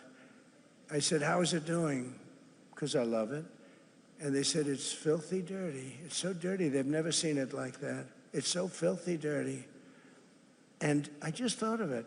Nobody ever says that. You know, I'm sort of a clean freak. I like clean. Do you ever see Washington, D.C.? Do you see what happened?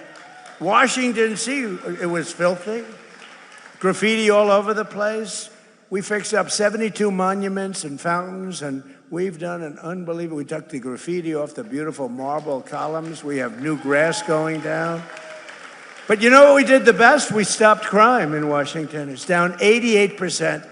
And we moved out over 5,000 career animals. We moved them out, and it's really considered a very safe city. All the restaurants were closing up. Nobody wanted to operate a restaurant. We have a great restaurant here. Where are you from, Michigan? Where's my restaurateur? He was one of the great. Where's Mark? Mark, you're right in front. How'd you get such a good seat? He's a great restaurateur, but everything you have is clean. But you know, it's true. And I'm just saying, they take over. Everything becomes disgusting and dirty. It's dirty and filthy and grimy. It's not clean anymore. Look at Washington, D.C., what I've done in a short period of time, working with the Department of Interior, Doug Burgum, and the whole group. We have done some job. We've taken graffiti-filled statues all over the city and monuments and waterfalls and everything, the beautiful reflecting pond where we get, I mean, we did some job. Somebody comes along and starts cutting it with a knife. They're sick. It's in the hospital now, but it's going to get better very soon. It's almost ready to open. We could have kept it that way for a while, but I didn't want to do that. I want to have it fixed perfectly. But these people are very terrible. But think how beautiful Washington, D.C. is. But the most important thing is we have very little crime. And there's a statistic that's incredible. 2% of the people create 91% of the crime because you can handle 2% of the people. We get them out. And our military, our National Guard has been unbelievable. And they work with the D.C. police. But they've been, Unbelievable. So I just want to thank him. But Washington, D.C. is now again, and it's going to get only better. It's going to get all new grass. The parks are getting all new grass. I have a man who's a fantastic man, one of the biggest grass growers. I know everybody. I know grass growers, but he's actually a very rich guy. He wants to fix up the parks, all brand new grass. We're going to do our job. He donated the grass for the White House. We're building a heliport, and we're building a drone port, and we're building a great ballroom and a military facility as part of it, and it's incredible. And people cannot believe how it looks. Washington, D.C., think of it, is now a really safe city, and it's so beautiful again, and people are proud of it. It's our capital. They have to be proud of it. It was a crime-ridden mess. And the other thing, I got a call from the governor of Louisiana, and he said, sir, we have Mardi Gras coming up in New Orleans. Could you please help us? We are such a disaster. The crime is so bad. And they've had a lot of problems with crime. And I sent our team in there and called me back. He said, you know, crime is down almost 80%. Think of that, almost 80%. This was 8 months ago. And they had the safest Mardi Gras they've ever had. And in Memphis, Tennessee, the governor called, and the mayor called, the Democrat mayor called. They need help. And Memphis was very, very dangerous. Companies were leaving. Too much danger. It was really dangerous. You couldn't walk down the street. And now crime there is down 77%, and it's getting better all the time. And if they do that in New York, Chicago, Los Angeles, we would take care of it so quickly. But we have to get called. I want them to call us. I don't want to say, I don't want to, they're running it. I want them to call us, and we will get rid of the crime so quickly your head will spin. But we're pleased to be joined today by some of the incredible patriots fighting for Michigan workers, including representatives, a friend of mine, she's unbelievable, Lisa McLean. Stand up, Lisa. Great. She's great. She is great.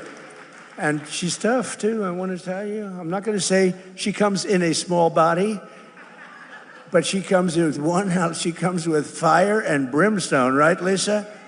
And we love Lisa, respected by everybody.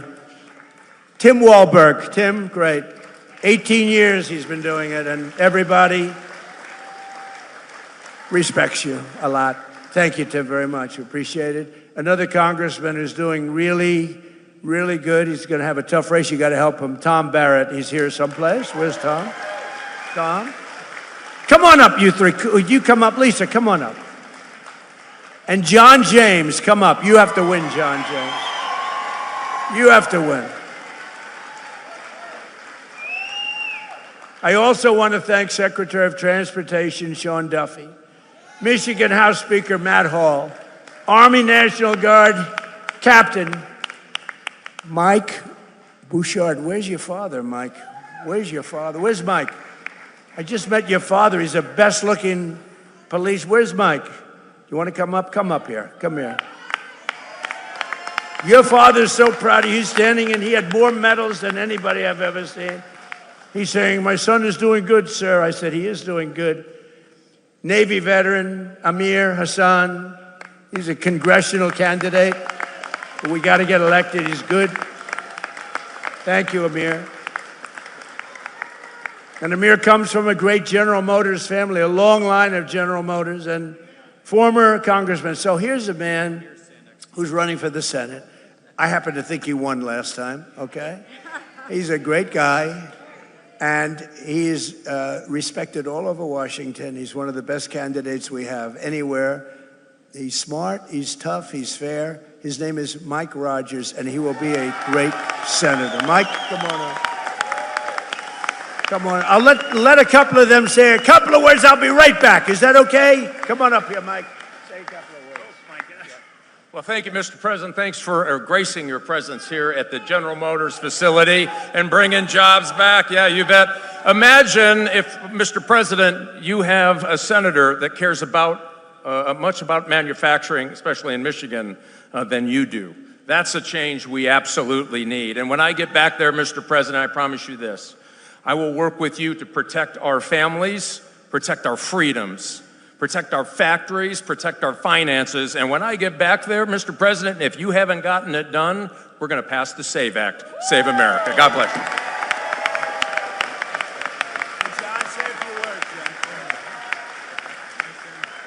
Well, again, thank you, Mr. President, for coming back to Michigan, where you've won 3 times. We very much appreciate your leadership. And as governor of the state of Michigan, we're going to be matching those Trump accounts. We're going to be taking care of our children. We're going to be matching those. You know, we have a president who keeps his promises. We have a president who looked at his situation and he said, you're going to have very fast planes in Macomb County. You know what he did? In the very first 100 days, the president of the United States, President Donald J. Trump, delivered F-15EX to Self Air National Guard Base. The president has always been looking out for Michigan jobs. The status quo doesn't work for Michigan. President Trump is pushing back. And as a result, President Trump signed my bill to protect our automotive industry against the harmful California EV mandates. And as a result, our jobs are coming back to Michigan. But most importantly,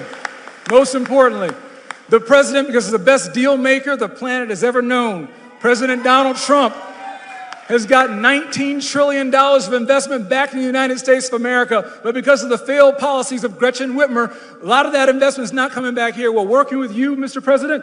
We're going to make sure that we have an environment where we can bring that investment back to the state of Michigan to create jobs right here for the best auto workers in the world. Thank you so much for your leadership, Mr. President. God bless you. We have your back.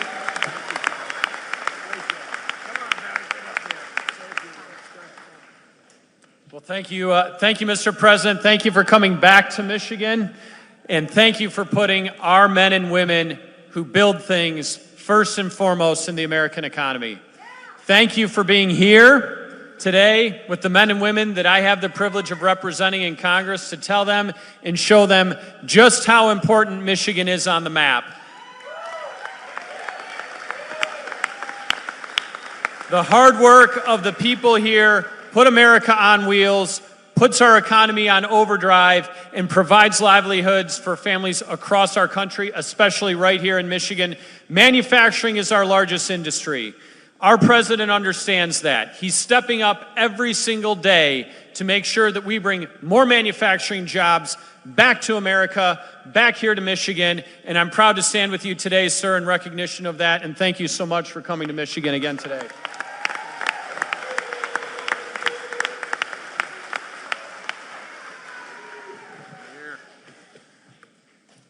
Talk about the American dream. Born and raised in Flint, Michigan, the birthplace of General Motors. Son of a father, a grandfather, a grandmother, an aunt, an uncle that all work for General Motors. Son of an educator. Protecting America, getting back to the fundamentals and the foundation that made us great in the beginning. That's what we're doing this cycle. The contrast is clear, the time is now. If you love America, make noise. If you believe in first responders, make some noise. If you back our military, make some noise. And if you're proud to be a conservative,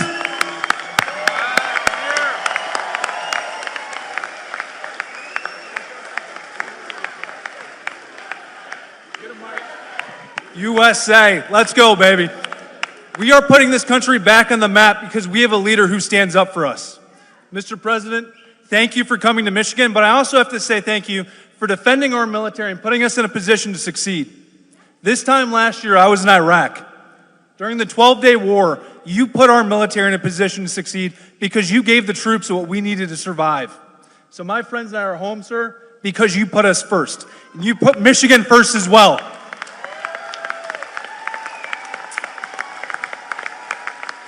It took 47 years to stand up and say lunatics can't have nuclear weapons.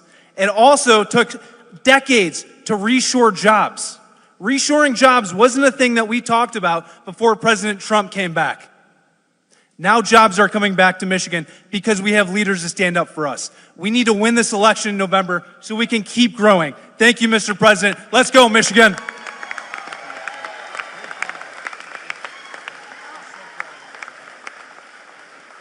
I didn't bring my box, so I apologize. But take a moment and look around. Look at how many people are filling this manufacturing facility. And why is that? That is because we love this country. And I'm going to share with you, if you love this country, you have got to get out there and make some noise. You have got to get out there and vote. You have got to get out there and tell your friends, your neighbors, anybody who will listen, that this is an election between common sense and communist crazy.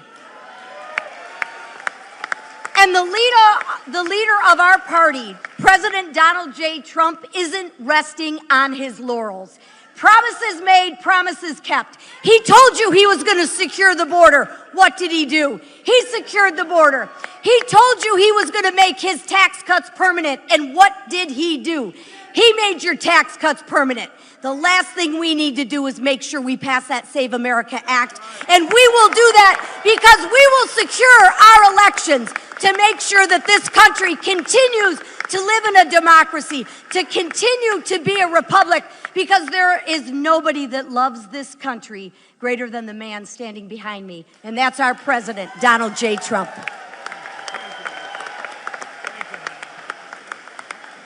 I never want to go behind Lisa, that's for sure.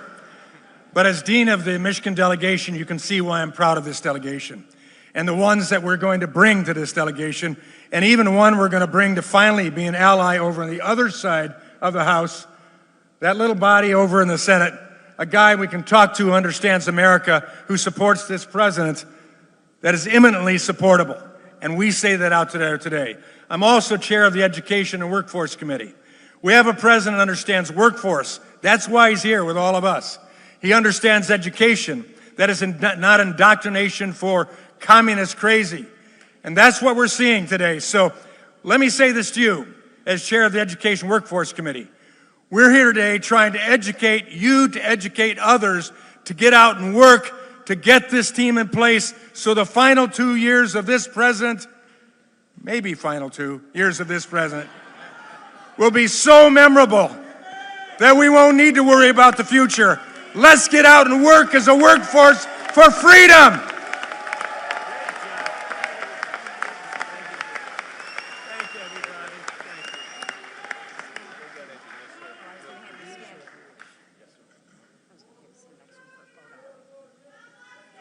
Thank you, everybody. Thank you. Thank you. Thank you. Thank you very much. What a group. Thank you very much. That's a great group. We got to get them elected. Also with us is the mayor of Hamtramck, Amir Ghalib. Thank you very much, Mr. Mayor. And Mark, thank you very much for being here. Mark Zarkin, a great guy. And a man who's been with me from the very beginning. Again, I have to do it because this guy has been like, he got it a long time ago. Brian, thank you very much, Brian. Thank you. Thank you very much. Especially, he has been right from he got it right from day one, you know? So we don't forget that. 18 months ago, we inherited a catastrophe from the Biden and from the radical left Democrats. They created the worst inflation in 48 years, wide open borders with millions and millions of people from mental institutions, insane asylums, the world's worst prisons pouring into our country from all over the world. They came. They came from South America. They came from the Congo. They came from places from all over the world. We had transgender for everybody, men playing in women's sports, crime ravaging our cities, and the whole world was laughing at us as a stupid nation. They called us a stupid nation. But they're not laughing anymore. America is respected again, I think, like we've never been respected before. You saw I went to the G20, I went to the G7, I went wherever we go, they're looking at us as the real leader again. For a long time that hadn't taken place. Under our leadership, we're making the largest ever investment in the United States Armed Forces. And right here in Michigan, I got 21 new F-15EX Eagle IIs for Selfridge Air National Guard Base, ensuring that Michigan stays at the cutting edge of North American air power. Selfridge was very, very important. It's a big deal. It was closed. It was over. It was going to be closed. Now it's open. We have the strongest military anywhere in the world by far. We have the greatest people. We have the best equipment in the world.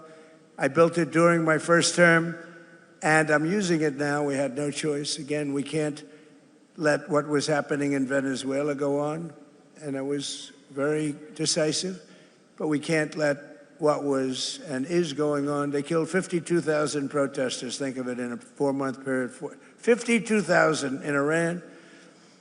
But we've already paid for the Venezuela operation, as I said, and likewise we're winning big time with the Islamic Republic of Iran, and we're ensuring that they never have a nuclear weapon. When somebody comes up and says, why are we doing this? Just say, because we cannot let them have a nuclear weapon. It's very simple. That's all you have to say. There's nothing else you have to say. If you understood the power of the nuclear weapons, you'd understand exactly what I was saying. When I took office, we inherited the worst border in U.S. history, but we quickly turned it into the most secure border in the history of our country by far. And in the past 14 months, a number that's not even believable, but it is what it is. It's published every month. A historic record of 0 illegal aliens have been admitted into the United States. 0.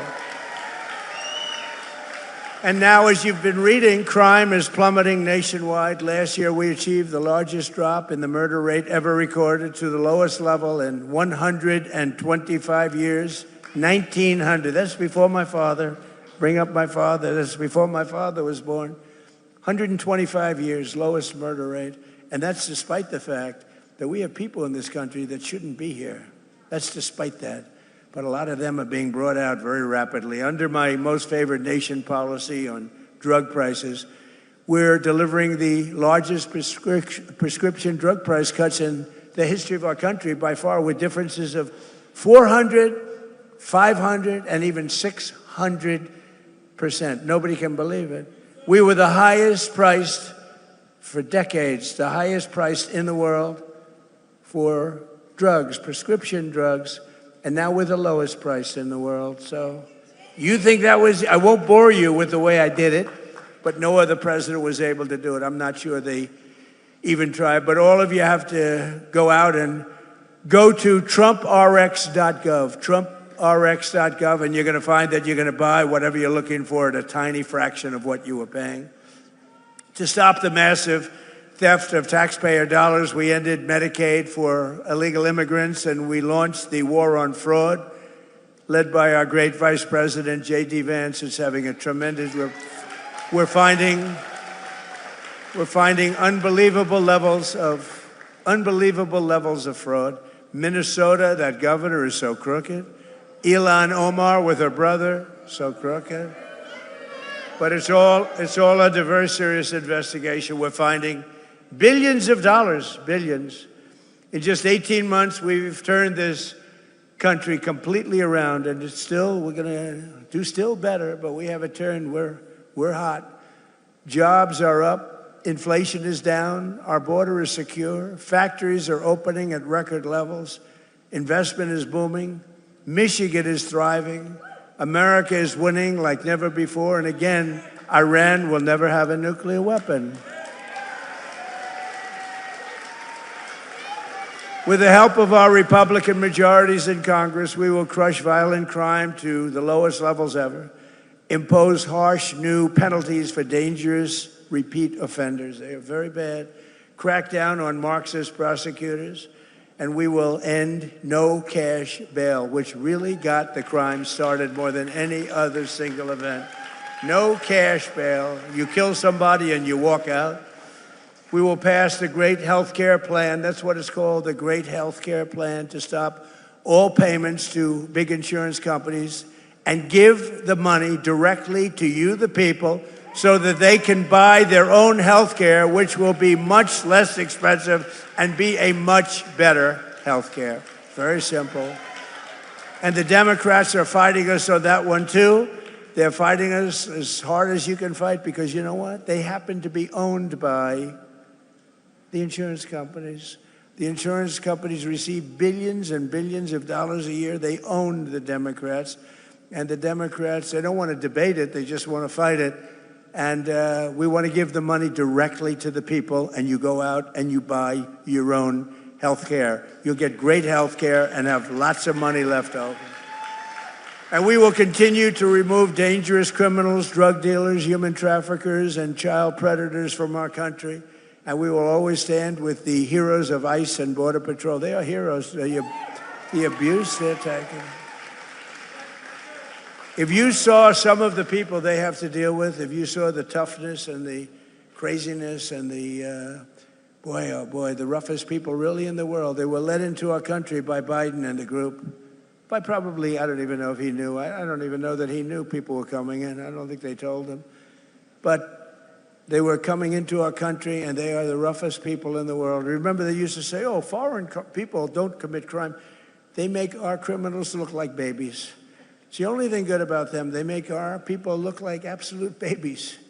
But they are, you don't get rough, Tren de Aragua, the roughest in the world.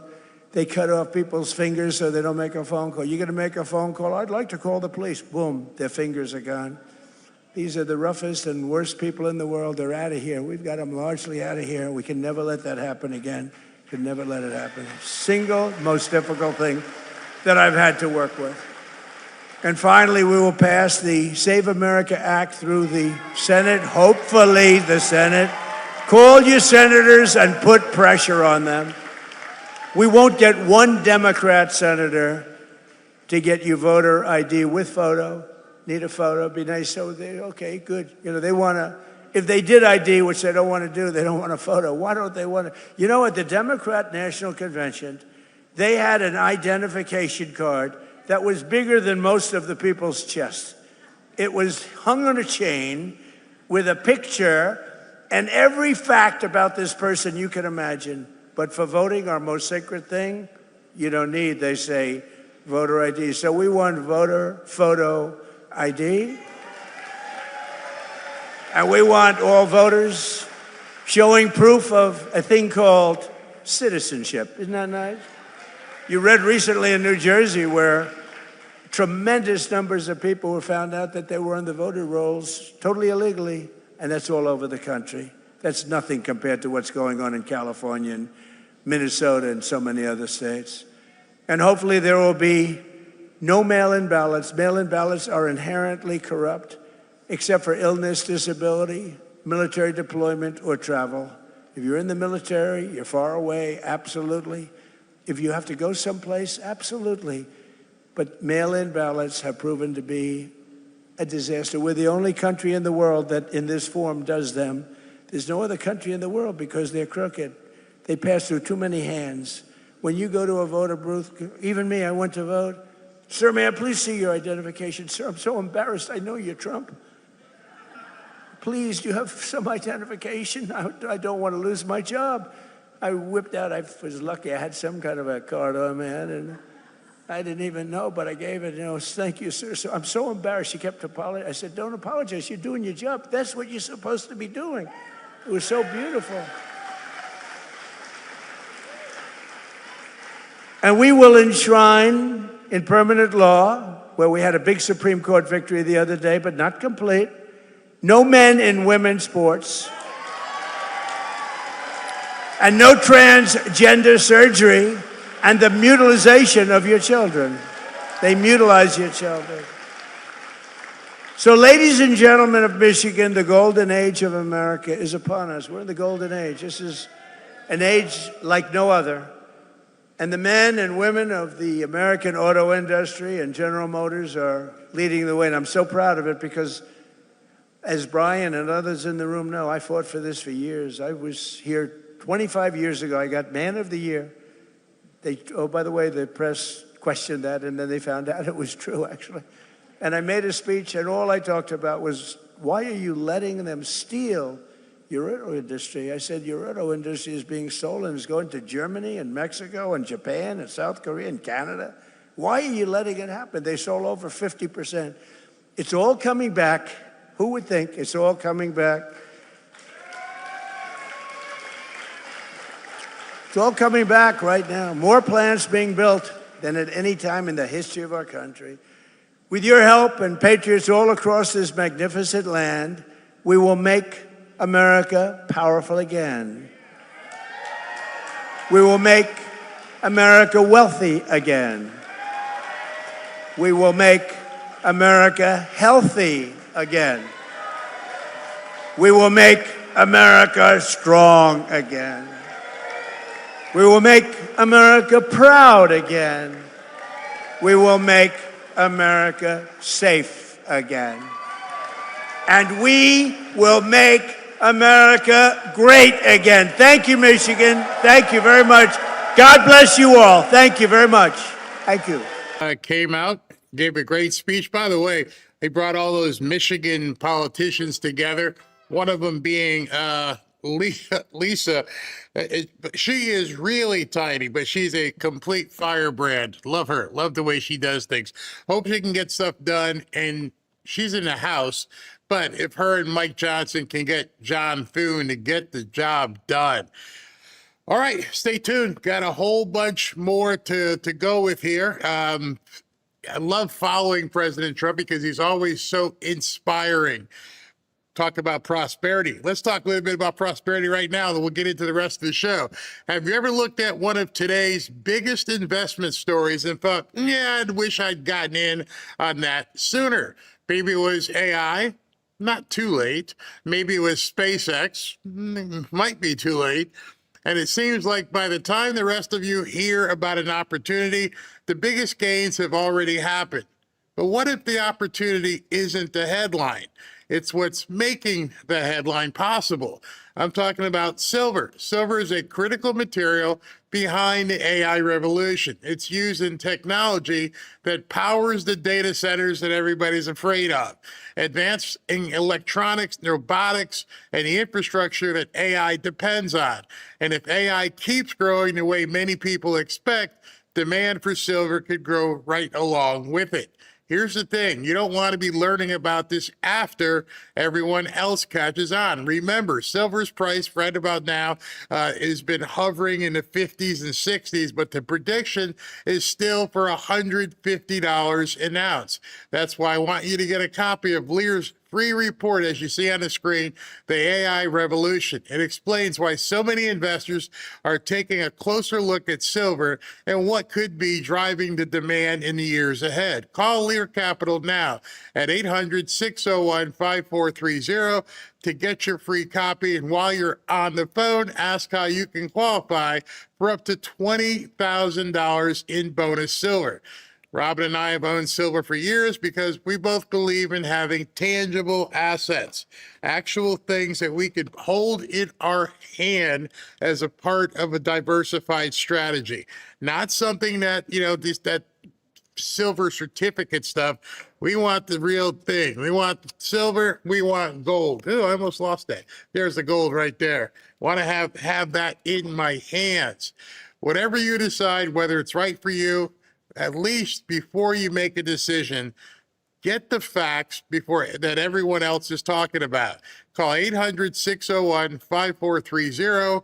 Again, that's 800-601-5430, or go to learberry.com and find out for yourself. By the way, talking about prosperity, don't forget, coming up on Wednesday. Hey guys, Ross Givens here. Don't forget to register for this Wednesday's free insider training event. It is Wednesday, July 29th at 3 o'clock Eastern. In that, I'm going to show you all the secrets to tracking insider buys, both politicians and corporate insiders, how to find their trades for free, what to look for, what our biggest winners have had in common. Join me this Wednesday, 3 o'clock Eastern time. Click the link below to sign up, and I promise you won't look at stocks the same way again. It's time for a fanfare news update. Giovanni Galante, husband of Grace and Catherine Galante, who was killed on 9/11, said this on Saturday. Our objection is based on his public record, his failure to meaningfully acknowledge the horror of that day, and his employment of support for or associations with individuals who have minimized 9/11, defended terrorists, or even suggested America deserved the attacks. This day is sacred to us. It is not political. It is not a platform for those connected to such views. His presence would be deeply deeply hurtful and inappropriate, like an unwelcome guest at a deeply personal ceremony. That's right. There are a number of families who regard Mr. Mamdani as an apologist for Islamic terror. And in the meantime, you know, he's got a subscription to the New York Post. He sees what people are saying about him. His spokesperson said this to the Post: Mayor Mamdani will proudly honor the families, survivors, and first responders forever impacted by those devastating attacks by standing alongside them at this year's 9/11 commemoration, reaffirming that we will never forget the solemn day felt by all of us who call this city home. Steve, I'm just being told the change.org petition, when I read the article, it had 1,100 signatures. Our producers are telling us now 11,000. Wow, 11,000 signatures. That's significant. You know, the other thing about, so he wanted to have Benjamin Netanyahu arrested when he set foot on American soil. Netanyahu later today is flying to Washington, D.C. for the Lindsey Graham ceremony service tomorrow. He's going to meet with the President of the United States. I don't think anybody's going to try anything. Okay, so Mamdani has basically issued a statement, and I'm going to show you his actual words here in a couple seconds, that he is going to go to the celebration to honor the survivors and family members of 9/11, even though they've said they don't want him there. As I showed you yesterday, and I posted a video earlier today, they are pissed.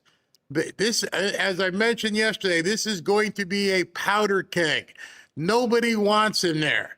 He's going to insert himself there just to embarrass all the people that are there memorializing what happened on 9/11. What an atrocity. But he has decided he's going to do it no matter what. People who are survivors of 9/11 are calling on you not to go to 9/11 memorial services. I wonder how you feel about the fact that they're trying to keep you away. I will proudly honor the families, the survivors, the first responders forever impacted by that horrific terror attack. If you notice, he knew this question was going to come up. I'll tell you what press conference he's at in a second, but he had to have known that this question was going to come up. And you can tell he's giving a fake answer because this is such an, every time you watch anybody talk, compare him to Trump. Just compare them to President Trump. Are they walking around with notes and having to look around? And this one's a gimme. Why are you bothering with this? Why? Well, I plan, and he's reading the answer. It is the least heartfelt response ever that he could give. If you really felt that you were honoring the dead, you don't need to read that. You would feel it. You can just say it. Hey, I want to be there because, or I'm the mayor of the city and I deserve to be there, or I need to show, whatever it is. You got to read it? Seriously? That's how insecure and insignificant that you are of a person, that you have to insert yourself here just because you want to make a scene? Standing alongside them at this year's 9/11 commemoration, reaffirming that we will never forget. Look, he's reading it. We're talking about one of the worst events in American history, where any single one of us could just talk off the cuff probably for hours. We lived through it. We understood. We know exactly where we were when it happened. We remember what we were doing at that period of time. We know everything that went around. We were right there. I was in a dentist chair. And I'm like, I got to go home. I call Robin, and our next door neighbor was there, came running over. Are you watching the television? Everybody knows where they were 25 years ago. 25? Yeah, 25 years ago. And this guy has to read about memorializing what happened on 9/11? Who in this country who's an adult that was around back then needs any sort of cue cards about 9/11? And then who needs any cue cards about how we felt on 9/12? And this guy's having to read the answer to such a simple question. Solemn day felt by all of us who call this city home, and frankly, by all of us who call this country home. Disgusting. Absolutely disgusting. He might as well have stood, as far as I'm concerned, he might as well stood there with both middle fingers up and say, I'm just going to insert myself just for the hell of it. I don't care. Now, I've seen some very, very heated videos recently. I've seen some people quite pissed off that he's going to put himself in the middle of this. They don't need this, especially with everything else he's doing up in New York City to try and destroy the entire city. They don't need this. He knew he didn't have the authority to arrest Netanyahu, but went out and said it anyway. And was that all political theater? I think he drew attention to the fact that Netanyahu is literally a war criminal. This guy. All right, so this is de Blasio, Bill de Blasio, who is the former mayor of New York. And now the Democrats, you know who they are. You can't look away. They are obviously terrified of the communists. They are now going to acquiesce and basically put a big old bear hug. And as they keep saying, let's go ahead and build this big tent. And let's bring in some of the communists into our tent. It's funny how they're doing that only in certain cities, which tells you it ain't true. Like President Trump right there, he was in Michigan and he brought up John James and Mike Rogers, people who are running for elections there. The Democrats have Haley Stevens, the whack job, she's crazy. And they've got the socialist Ayi Balou Badou, he's running. And then they showed a little while ago the endorsements of each one. The establishment, and that would be Nancy Pelosi, James Clyburn, a bunch of those people are staunchly behind Haley Stevens. On the other side, you got Bernie and AOC and Elizabeth Warren and Rashida Tlaib that are going for the guy who's from, Alice Stockbar age. That whole thing. And so it's not genuine because we're seeing a complete different Democrat Party according to where they are going to be. So now de Blasio is like, yeah, it's okay that Netanyahu is a war criminal. Like, seriously? How come if he was a war criminal, how many times did Netanyahu visit New York while this guy was mayor? But now all of a sudden, he's a war criminal. His policies led to the deaths of tens of thousands of Palestinian children. And that defines a war crime to me and to so many people around the world. Are you the defining factor? Like, are you the authority? The international. Or what is a war criminal? Court, look, the International Criminal Court should mean something. We're not a party to it. It still should mean something to the entire world. Because this is. Dana's pissed off. I don't hardly ever see Dana frown, and she's pissed off. Who in the hell are you to say that? Well, the International Criminal, we don't care what the International Criminal Court says. Well, we should. If you guys aren't seeing the warnings, if John Thune and his people aren't seeing the warnings, I don't know what to say. This is terrifying. We are starting to see them make the turn where they're embracing international law over American law. He just said it. Well, we should. Look, what do you call a leader who authorizes this kind of killing? To me, somebody who was he responding to something that happened to the Israeli people on October 7th? There was a horrible massacre, terrorist attack on October 7th. Absolutely unacceptable. Does but the response to that, wait a minute. Does Hamas, though, the response put innocent is not people in harm's way? Violence that killed tens of thousands of children. Do you think that Hamas puts innocent people in harm's way? Of course, but do you think if Hamas does something wrong, it means Netanyahu and Israel therefore can do something even worse? Oh, that's interesting. Are there any Hamas people wanted by the International Cuckoo Court? Or only is it people like Netanyahu? And I think what you have to realize, because this is very important, what they're setting up. See, Netanyahu isn't the prize because if they can get people in our country to begin recognizing the International Cuckoo Court, and they're saying that's the law that we need to be looking at, you can bet your ass that the next person that the International Cuckoo Court is going to name as a war criminal would be none other than Donald J. Trump. Guarantee you, the moment he gets out of office, they are going to call Pete Hegseth, they're going to call General Raising Cane, and they're going to call President Trump a war criminal. They're setting it up right now. These people aren't, I mean, they are transparent. You know exactly where they're going if you watch the moves. And so now you're seeing many Democrats come in. It's like, we need to, make sure we understand that the International Cuckoo Court is something we need to follow. And it's not about Netanyahu. It's about squashing us. It's about being able to use international law to come after Trump, Hegseth, Stephen Miller, J.D. Vance, and just using that craziness to say that this is how American courts should be run.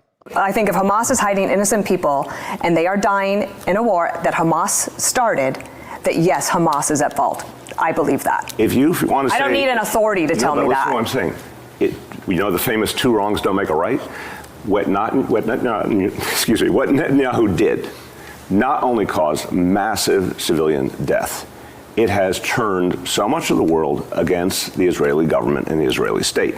So he has harmed his own people, and guess who thinks that? The Israeli people. So his approval in Israel is even lower than Donald Trump's approval here.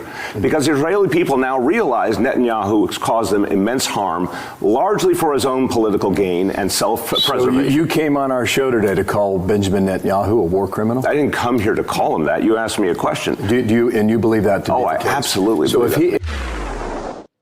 Wow. Wow. This is scary times we live in. I don't, as I said at the beginning of the show, I don't understand the lackadaisical manner in which the Senate is approaching this stuff. We are, I don't think you can call it like Chicken Little. We're not just screaming this stuff. It's absolutely true. Most of the time when people have a bad outlook on something, it's a premonition. They feel it. They don't know. These people are telling us. They're telling us straight up. We're going to use the International Cuckoo Court. We're going to call him a war criminal. We're going to come after you. We're going to dissolve the Senate. We're going to dissolve the Supreme Court. We're going to open the prisons. We're going to open the borders. What do we need as Americans to realize? We can't do this. And every single one of these Democrats who latch onto this and decide that, this is how they're going to want to run things, they have to then get into the enemy pile. We have to now shun them. And I know it's bad when I see somebody like Dana Perino get pissed off. I've never even seen her frown. She's like the antithesis of Caitlin Collins. She's like, what are you talking about? And she's not Jewish. She lives in New York, obviously, so she probably sees a lot more than we see, those of us who don't live in New York City. Scary stuff. Scary times ahead. I got some more for that. Let me just check in with SV. Is he here? There he is. What do you got? Anything? There you go. I have a couple stories, a couple cuts, various stories. I have a story to show that socialism, communism doesn't ever work. Another example in Kansas City. I'm going to have to start sending you my set list, like I'm going to go.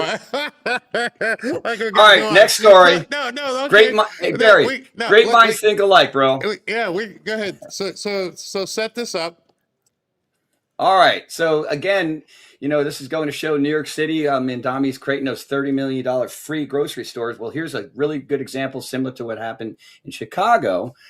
They tried one city-run grocery store for $18 million. Guess what the result was? You can see the check marks. Barren shelves, rotting food, and of course, 24 didn't do nothing theft. Somebody sent me a comment yesterday because I did the story about the $13 million in Chicago.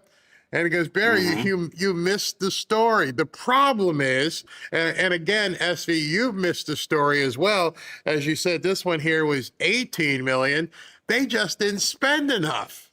That's what the problem is.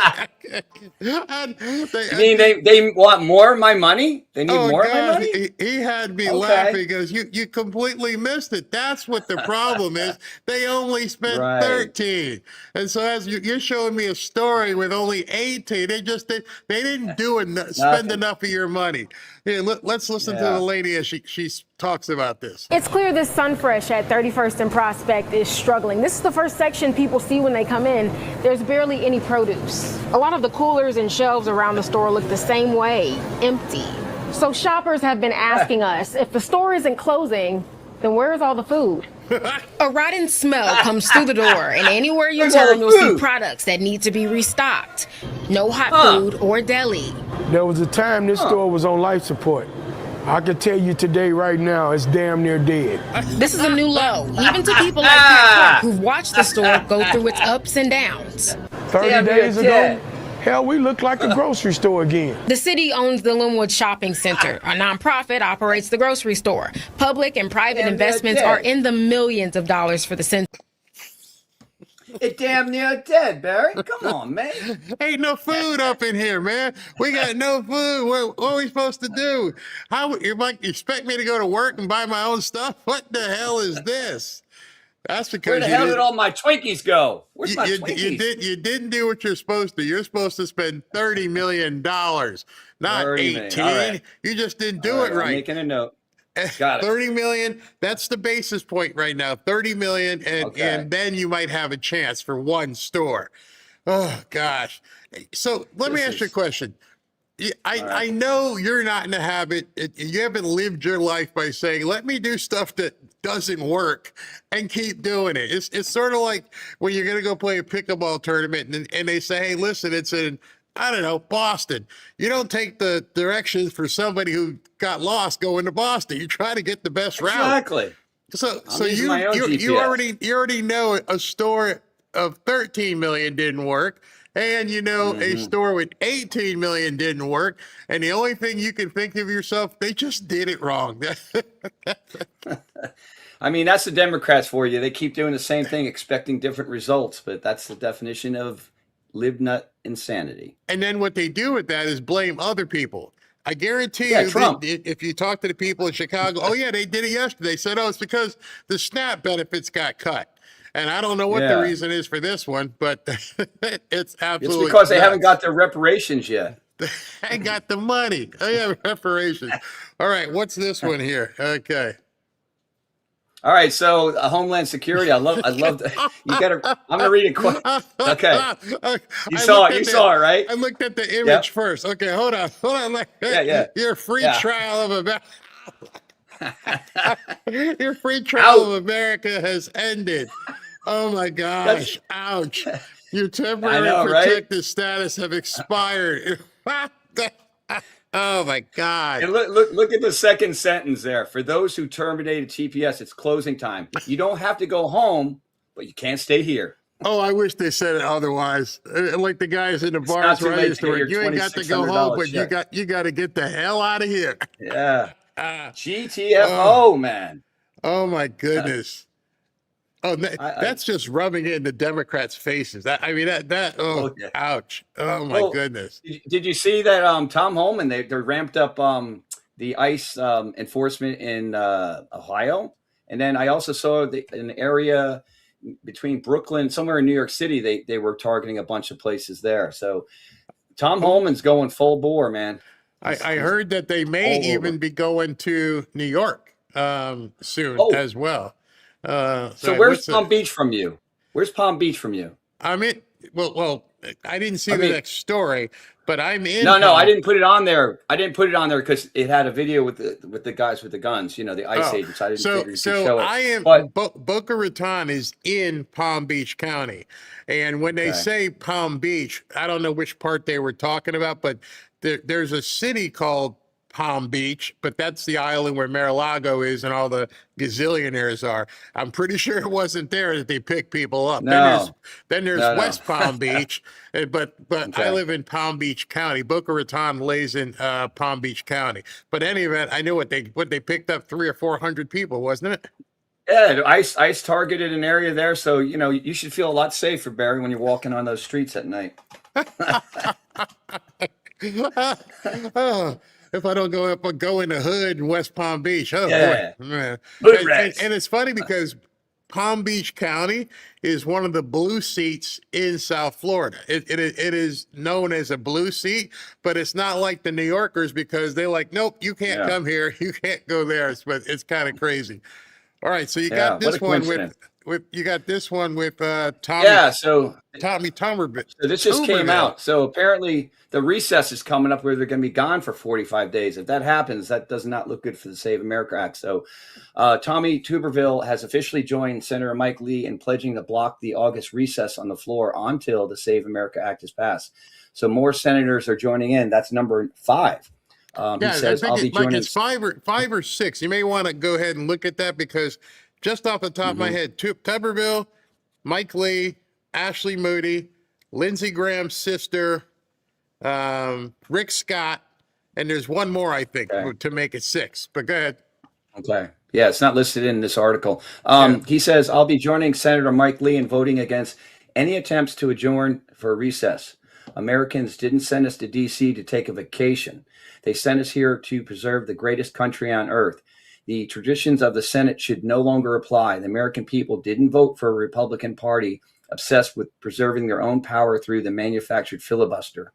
They voted for a Republican Party that campaigned on fighting back against the tens of millions of third world illegals who came here under Joe Biden and are looking to destroy this country.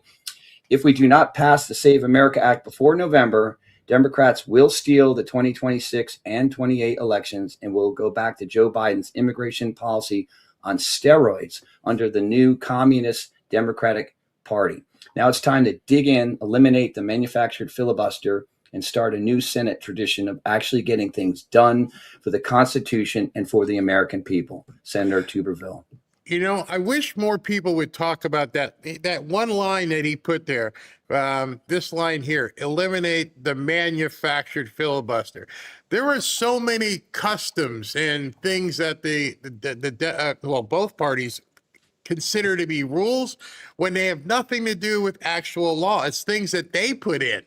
It's all these different customs and way they do things when it's not the case. He's absolutely right. It is a manufactured filibuster because the other filibuster is you actually had to stand there and make a speech. Now they just phone it in. It's like mail-in voting for filibusters. I remember watching people having to talk for like 16 hours and they would bring different people, but you had to stand up, which is why one of the reasons they didn't do it, because most of these geezers can't stand up for hours at a time. There was a time during, was it the early? I forget when it was, but I had to salute him because we started the show at like 6 o'clock and Hakeem Jeffries stood there all night long. You remember that? I do. And I actually had a good nap during that too. I'm like, oh my gosh, he actually stood there. Yeah. I opened up the video. Open up the computer at like 9 in the morning. He's still talking. And however you think about Hakeem Jeffries, either he's an alien or he had a tube or something, because he stood up talking to the point when he was wearing Joe's Depends. Yeah, depends. See, it wouldn't be so much a bathroom run I would need for 12 hours. I start getting hungry. Yeah, eating, right? Yes. I hear you, bro. All right. Thank you. All right. That's all I have for the moment. I'll be back to you. It's absolutely crazy what these Democrats are doing. I mean, crazy, crazy, crazy. Hey, let me get this one in before it's too late. And now for a paid advertisement from Rumble Wallet. Quick question. How much control do you have over your money right now? Technology has changed everything, and now it's changing how money works. Crypto started as a niche, but now it's going mainstream. Actually, it's already there. Faster payments, more control, fewer middlemen. This isn't hype, it's just where things are headed. And getting started today is easier than you think, especially with Rumble Wallet. You can buy Bitcoin, you can hold dollar-backed stable coins all in one place. It's a non-custodial crypto wallet, which means you, not a bank or a platform, control access to your funds. Setup is simple. It connects with MoonPay, so you can use your debit card, credit card, or bank account and be up and running literally in minutes. And for a limited time, you can start your wallet with $10 in free U.S. stablecoin by downloading the Rumble wallet and entering my exclusive promo code Barry10 when you sign up now. You can even use your Rumble wallet to support your favorite creators on Rumble like me directly. So do this now. Scan the QR code, click the link in the description, or go to wallet.rumble.com/Barry and download Rumble Wallet. From there, you can set up your wallet, enter your promo code Barry10, and get your $10 in free U.S. stablecoin. This is a limited time offer, so act now. Take control of your money. Get started with Rumble Wallet today. Terms and conditions apply. See the description below or visit rumble.com/promo official rules for details. Let's continue. He's focused on locking up or protecting the bad guys, the illegals, the criminal illegals. He's focused on charging wealthy New Yorkers a pied-à-terre tax. It's going to drive industries out of New York. And he's focused on these government grocery stores. The priorities need to be on the people and making sure our city's safe. Have you ever seen a politician brag about raising taxes? He was proud. He said, hey, rich people that have a second home here, check your inbox, check your mailbox. I'm taxing you more. Who does that? Right. And at the same time, he spends all his time, and it's not that unusual, but he's primarying other Democrats. Dan Goldman, that Espaillat, the Hispanic leader in Congress, who endorsed him. Right. He's primarying all these politicians around him, and you wonder, do you know the job that you have? Well, yeah, he knows the job that he has. The job that he has is to destroy America.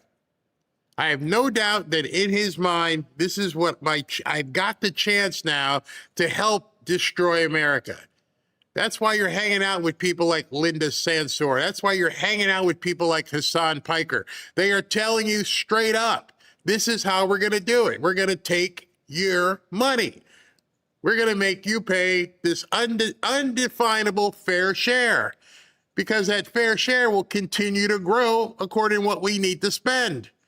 And we aren't going to make any bones about it. In addition to that, we're going to take all of the norms of society, which is mind-blowing. All of the norms of society. Every country has jails. I don't care if you're Democrat, Republican, Italian, Spanish, Swiss, everybody has jails. We are looking to be the only country that we don't put anybody in jail. How the hell can that be? How can it be something we want to do? Even the communist countries have jails. So how are you going to just make it, forget no bail? There's no bail because there's no jails. So we're going to take your money. We're not going to put anybody in jail. We're going to close Rikers. We're going to do this. We're going to do that. And New Yorkers right now, it's too bad for them. I don't want to say anything about that people deserved what they're getting, but at some point, people have to look around and say to themselves, we let this happen. All we had to do is get out of bed. All we had to do is go and pick, even though there weren't really good other candidates, you didn't just let this happen. So I'm telling you, the reason why I'm bringing it up, as you see this fungus begin to spread, understand it's coming to where you live. There's no doubt they're feeling emboldened, they're feeling strong, they're cocky, they think they can do it anywhere. And they probably can, because there's so many people in our country who are flipping apathetic. They just don't care. They just don't show up. There's a little town just southwest of me called Tamarack. And out in Tamarack, the representative who was there, she is such a corrupt area. It's in a black area, and she became the congressperson that represented that area. She got caught stealing millions of dollars. She got kicked out, but it's still a black Jamaican type of area. And so the guy running for her office now is one of these DSA people. Right. I'm talking like maybe 15 minutes away. They're trying to put up a DSA person in that district. I don't live in that district. I can't vote for the other person, but I can shout and tell you, look what's coming. You better see who these people are. And so even if it's not coming into the town where you specifically live or your district, it is incumbent upon you to let friends, coworkers, family know, hey, are you aware of what Susie Q thinks? Do you understand she's DSA? She's communist? A lot of people aren't paying attention. And it's all happening right here in New York City. I famously, about a year ago, left the couch and moved to Florida. And the number one thing people say to me when I see them in a Publix or at pickleball, they go, what took you so long? Right. Because they're all... Everybody's moving.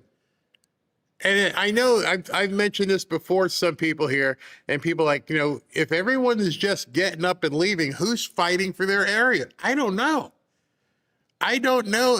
Maybe they feel it's too overwhelming. Imagine you're Steve. Yeah, he's Steve Ducey. Imagine Steve Ducey, you've been on the air for 20-something years at Fox. You've made a decent living. And you, with all your contacts, with your megaphone, the big megaphone that you have of Fox and Friends, you said, give me the white flag, I'm out of here? How bad must it be that you've lived in a certain area? You're like, I'm done. I'm done with this place. And I also know one of the things that Mamdani probably has in his mind is that big, beautiful building called Trump Tower. I wonder what he and Letitia James have talked about, what they could do to that thing. Could they bankrupt Trump that way by having everybody want to leave Trump Tower? This is really bad. It's a cancer that we've got to figure out. So that was the first time I had heard that Ducey up and left. From New Jersey, New York, same idea. It's like the high taxes, the crime. It's going to name continue. a good reason to be here. I'll tell you, it's going to continue too. If you own property in Florida, good for you. Hang on to it because you'll be able to sell it for a lot eventually. You could now. I feel bad when it's funny. While Trump was talking, I got an email like, Ashley, I need comps on this. Can you tell me what this property is worth? Because we're constantly getting emails from people saying, hey, I like to sell. I like to do this, like to do that. I'm like, okay, let us. Right now, I feel like a kid at a buffet. You go to a buffet, you eat what you want, and you leave the stuff you don't want. And that's how it is in terms of like people like me, is there's so much out there because people are coming down constantly that some of the people here who think they're getting out, I don't know where the hell you're going, they're dumping some of their property, and then people from up north are coming down and dropping stuff. You got people down up there who are buying stuff down here sight unseen for cash. Don't even see it. Just here's my offer and I'll wire the money in. That's how desperate they are becoming up north. Oh, actually.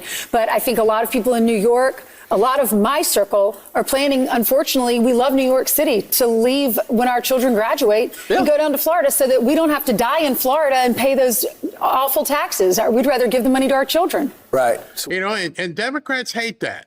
Think about that. You work your entire life. You build whatever legacy that you have, whatever that thing is, that size of that box. And you're like, I'm giving this box to my family. I want to make sure my wife is taken care of. And I also want to make sure that my progeny, my daughter, my son, my grandkids, whatever that number is, I don't care if you have millions or you have a couple thousand, whatever it is, you are going to live. I can guarantee you, not a single one of you had said, you know what? I want to die and give, 50% of that to the government. I'm pretty sure nobody says that. I'm pretty sure nobody works for 30, 40 years, gets some retirement and says, okay, now when I'm dead, I want the government, who I've been paying taxes to all along, to give me your stuff. And I get people who in chat, and I get people in emails, and I get comments, and people, well, Barry, are you worried too much about money? No, I'm not worried about money. I'm worried about people who want to take it. Why aren't we asking them? See, that's the whole different juxtapose of looking at the picture. Oh, Barry keeps talking about money. Somebody lady said, it was disgusting how much I talk about money. No, you're missing the whole perspective of things. I don't care about the money. I already know whatever money I'm blessed with, where I want it to go. I'm worried about other people trying to take it. The Mamdanis of the world. And that's what I try to impart upon you guys, is the money will take care of itself. You're not worried about it. You don't sit around going, I can't wait to make more money. No. But where the worry comes in is, wow, you're telling me that if I want to give this to my wife or leave it to my dog and Midas is going to go to Chihuahua heaven because he's going to get it. You're telling me I can't do that? That they know better? And unfortunately for people like that in New York, that's the case. The government is saying, we're taking it when you pass on. What happens when you die? What happens? They tax you more here. Unbelievable. We know that. All right. I didn't want to make this the Mamdani show, but it seems like this guy keeps making it about himself, and it's just insane. So SV just showed you a video of what happened in Kansas City. Yesterday, I called you Chicago, but he's got a different way.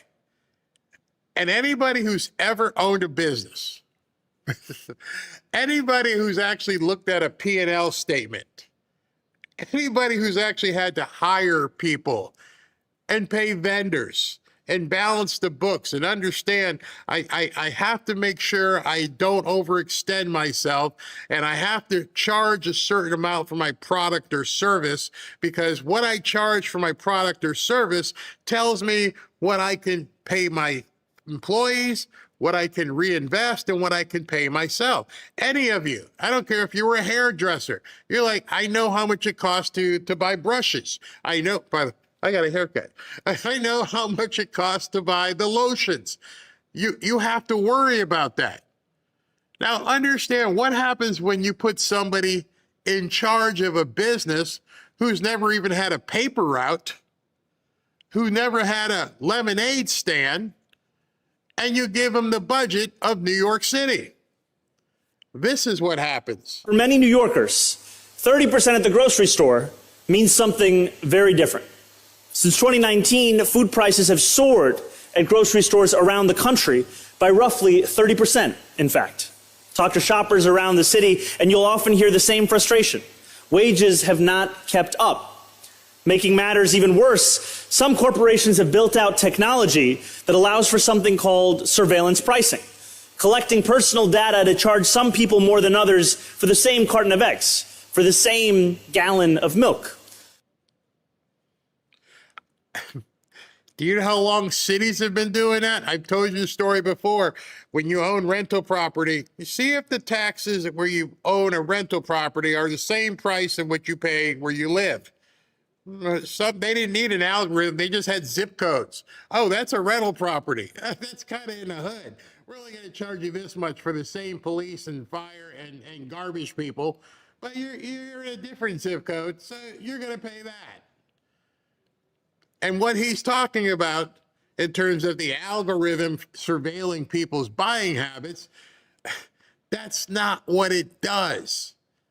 And he knows that's not what it does. Like, for instance, Robin and I yesterday went on to Instacart. I don't know if you guys have ever used Instacart.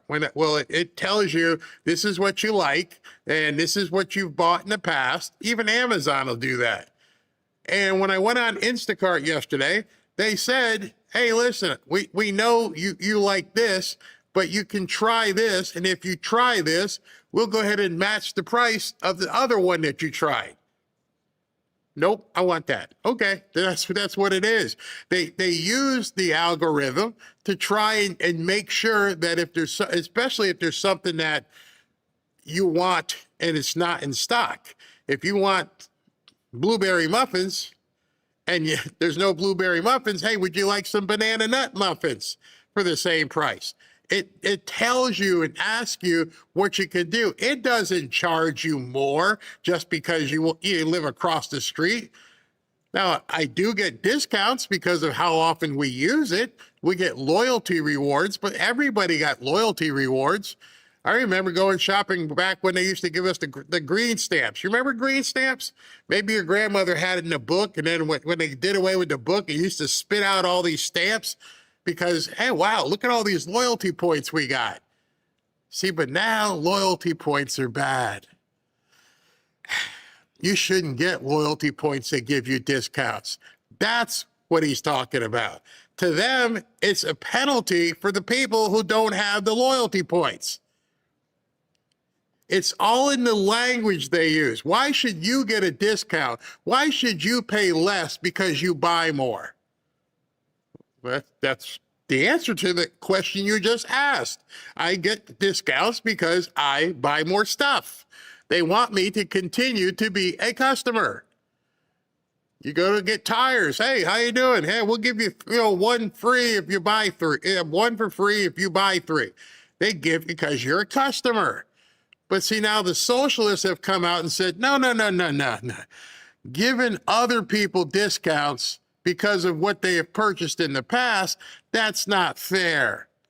Why should you get, 20% off when Fred over here, who's broke ass and he doesn't have any money, why should he have to pay full price? Because I could compare what I have purchased to what Fred has purchased, and this particular business wants me to keep buying from them. So I get a discount. You ever order? We have a favorite restaurant, a Thai restaurant. Ashley was laughing because we were driving home from taking my grandson to play football, and I'm like, we got to order dinner. I'm starving. And I said, they'll have it there by the time we get home. And I dialed on the phone, and it came on the speaker in the car. And I'm like, hi, Mr. Barry. And she's like, they know your name? Yeah, they know my name. And so we made the order, and she's like, okay, thank you, to be there in 10 minutes. And she's like, they didn't even ask you how much it was. I said, because they got our credit card on file. That I know it's kind of like I should be ashamed of that. But like, yeah, see you, Mr. Barry. And they come to the house, they bring the stuff in 15 minutes or so, really, really fast. And they have a credit card on file. Robin will say, yeah, put $10 on for a tip. And they have the credit card on file. And then when we get the meal, it's like Christmas. Because we all know at this point, when we open the bag, there's going to be something else in there for free. We get free stuff because we're a good customer. The person next door may not be getting the free stuff, but because we order so much from them, like, oh, look at this. We got a free, shumai or something Robin calls. They gave us a free order of shumai. That's taking care of people. Socialists don't want that. You can't earn rewards that other people can't get. That's what he's talking about in terms of this algorithm. He completely lied and turned it around like it's something nefarious because other people can't get it. All of this leaves too many New Yorkers feeling like groceries are out of reach. And that is frankly unacceptable, which is why city government is stepping in to make people's lives more affordable. Today, I am proud to announce a collection of essential staples that will be predictably 30% cheaper at all 5 of our city-run grocery stores. So they're going to give a 30% discount to the people who come to this government-run store. All right, like I said, each one of you who run a business, think to yourself, if everything in your store, the decent items, are all 30% off. What items in a grocery store have a 30% margin? Can anybody identify? I don't know. Can this what is this? Robin's got some eyedropper stuff for me here. Is that 30% up? I don't know what the margin is. Let's see here. Oh, here's my hairbrush. Is that 30% off all the time? What else did I have here? My eye drops. 30% off everything.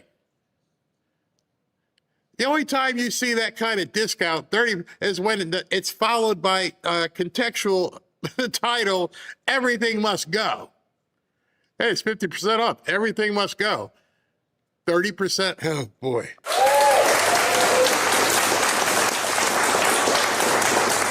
This core set of goods will include all fresh produce, meat, and seafood, along with 20 other essential items like cheese.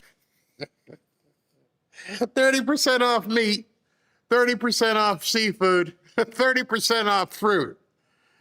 And you expect to be in business, huh? 30% off all these core items, which is basically what people buy.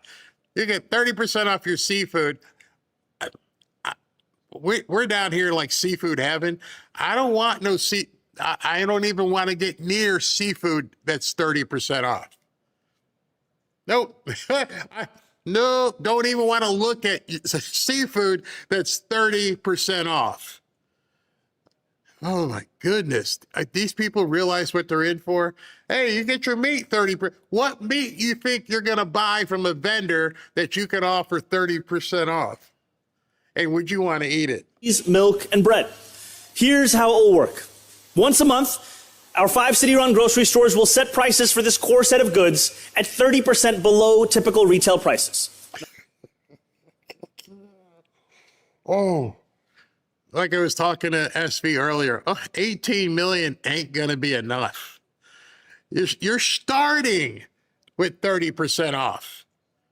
And I guarantee you, even though he's starting with 30% off, other people coming into that store are more than likely feeling that they're entitled to the 5-finger discount of 100% off. And why wouldn't you feel entitled to the 5-finger discount? Because you can't be put in jail. You're not going to arrest me. There's no bail. I'm good. What's the rule in California? You got to steal $999 before they can do anything. So I could come into the store and I could just take, I don't need your 30% off. I'm going to take the steak. Yeah, give me that rotisserie chicken that's been sitting there for 3 days. And I don't know, some bonbons. I'm good. Well, sir, it's 30% off. You got to pay. Nope. And you just keep walking. He's trying to rewrite rules. He's trying to buy votes. And this is just, and people, and these idiots standing behind him. Look, I mean, just as you look at these people, it's like, is there nobody with any cohesive thought in their minds to say, hey, man, this ain't going to work? No. You know why they're not saying that? Because it ain't their money. When I was asking those of you who are in business, how would you do this? The second question should be, well, what if it's not your money? What if you don't have to pay for it? Well, I don't care. I'll give you 75% off. Doesn't matter to me. It ain't costing me anything.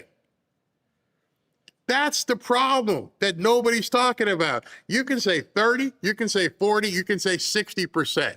You can say whatever you want. We're not going to arrest people because it's not your money. And he's always going to be looking for more from Kathy Hochul or some other rich guy. We got to raise the taxes because the grocery stores are losing money. When your idea lost the money before you began. It doesn't make any sense. When you don't have any skin in the game, you don't feel the pain. He's not going to lose a minute of sleep if the thing tanks.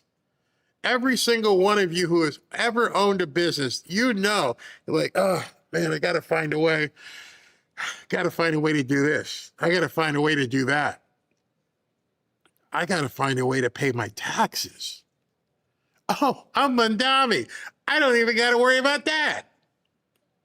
I don't have to worry about the vendors.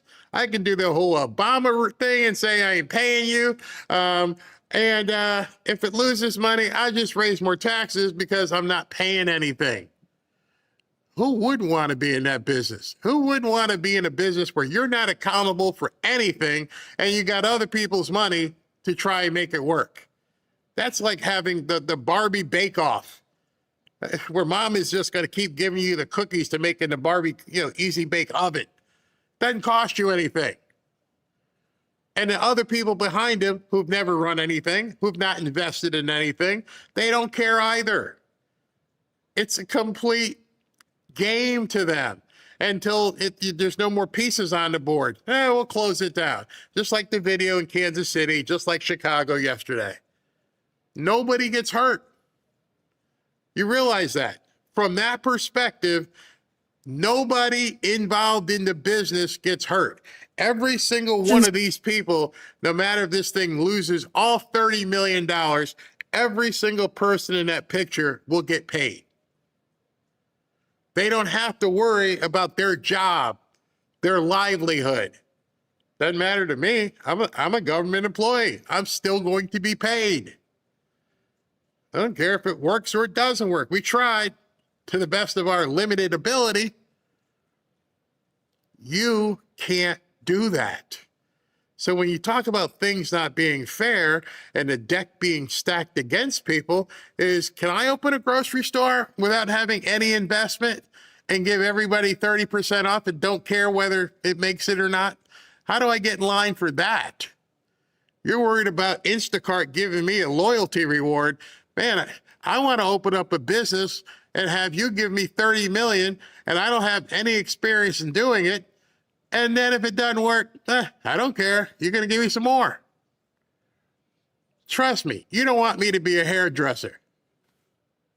You definitely don't. So if tomorrow you hear me that Barry's House of Hair opened up, you're like, what do you mean? Well, I got like $1 million from an investor. I don't have to put any money in. Barry, have you ever cut hair? Have you ever dyed hair? What the hell are you doing? Open a hair salon. Sounded good. And if it doesn't work, oh well. That's what they're doing in New York City. No gimmicks. The savings will last for the entire month. That means no weekly fluctuations nor sticker shock at the checkout line. Not for our seniors living on fixed incomes, nor for the parents who rely on a regular supply of apple slices to keep toddler tantrums at bay. There's no sticker price because they're not paying for it. Mr. Mamdani, how could they have a sticker price, what do you say, sticker shock, when they're using their EBT cards? I mean, the people on Park Avenue can't shop there. I guarantee you. So this is only for the people who are getting free stuff anyway. I don't care what you put on the price. I'm not getting sticker shock. I got an EBT card. They don't care. You've seen them at Walmart. Like, how are you spending $1,000 on groceries? On my account, I got $5,000 saved up. When there's no accountability, when you don't have to worry about money, what do you mean sticker shock? They leave all the little details. Now, can we all see this incredible example of produce in my hand? Now you will see these plantains here, so for anyone wondering how much these beautiful plantains might cost, you can use this QR code or head to grocery.nyc to access our policy report. I'm going to demonstrate exactly what that means. Hold up. Hold up. So the people who get basically free groceries, 30%, 40%, whatever, these people are technologically inclined enough with their $1,000 phones to look at a QR code. You see the problem here? Wait a second, Mr. Mayor. They got a $1,000 cell phone somehow, and they're going to be looking at a QR code. Oh, let me go ahead and take a picture of that. And as I take a picture of that, oh, I can see what it's going to cost. By the way, when you give them that QR code and you click the button and tell them to take the picture, what kind of data are you getting from them? I don't know. Just inquiring minds would like to know. As you're telling them to take a picture of the green-ass plantains, which, by the way, as a Jamaican heritage, I don't want no green-ass plantains. Every single one of you have either made plantains or seen other people make plantains or gone to Jamaica. You know when you get that plantain, you want it almost black. Yeah, green, that's green bananas. That's a whole different dish. But plantains, I want my plantains very, very ripe so that when we stick them in the frying pan, I'm sorry, I digressed. I'm just going back to my Jamaica days. But anyway, did anybody find that odd that he's talking to people who can't afford groceries? They're going to whip out a cell phone and look at a QR code, or was it just me? I don't know. Ladies and gentlemen, the QR code does work. You can see this here. There you can learn more about our city-owned grocery store program, including the 30% discount. 30% off adds up. What an absolute nightmare. Nightmare. I don't know how New Yorkers are going to deal with this. It's absolutely insane, and it's just meant to oh, sorry, got an Amber Alert. Oh boy, Amber Alert. Kidnapped child. Wow, all the things you hear right now, the Amber Alert just went off. Not my fault. But anyway, I'd love to. What do you guys this week? Cats half price. Very odd. Time for the steak story. Oh, that's right. They got their free Obama phones as well. That dummy is an effing idiot. Everything I see, he's a grinning butt. I want to throw up. Yeah, that was definitely green. Those green bananas. The 30% off is only for 5 items a week. Yeah, good luck with that. It's crazy. Unemployment benefits are unlimited, but welfare is not. Good point. Good point there. If I ever got within a hitting range of that evil, corrupt, demonic, lying communist, I'd knock its head off. Oh, I got the same Amber Alert. Oh, you must be in Florida. Yeah, we just got that one. Oh, man, I just got that. Well, a couple of you guys just got that. Yeah, I got the same Amber Alert down here. All right, so let me finish up so you guys aren't here too much longer. Wow. New Yorkers, you really won the lottery with that, dude. You got anything? Here, you're Mikey. Gotcha. I got one for you. Crying Chuck just sauntered onto the Senate floor to brag that the America Save Act is not passing. 52-second cut. Hold on. Let me download it. And he's bragging about it, huh? Yeah, being braggadocious. They still ain't found this little girl, I guess. I hope they find her safe. Can you hear that alarm going off? Yeah, I get it in the background. And he's happy about this. Hey, let me go ahead and bring this on. Wow. Oh, yeah, I hear it going doing the other thing. Yeah, it's big. Give me a chance to turn off my mic. All right, go ahead. Washington, but one thing remains the same. The SAVE Act is dead on arrival in the Senate. Trump keeps tiring himself out running the same play. Trump knows he can't defend Republicans' abysmal record, so he whines for the GOP to pass the SAVE Act to disenfranchise voters who want to hold him accountable in November. Give it up, Donald. The SAVE Act ain't going to happen.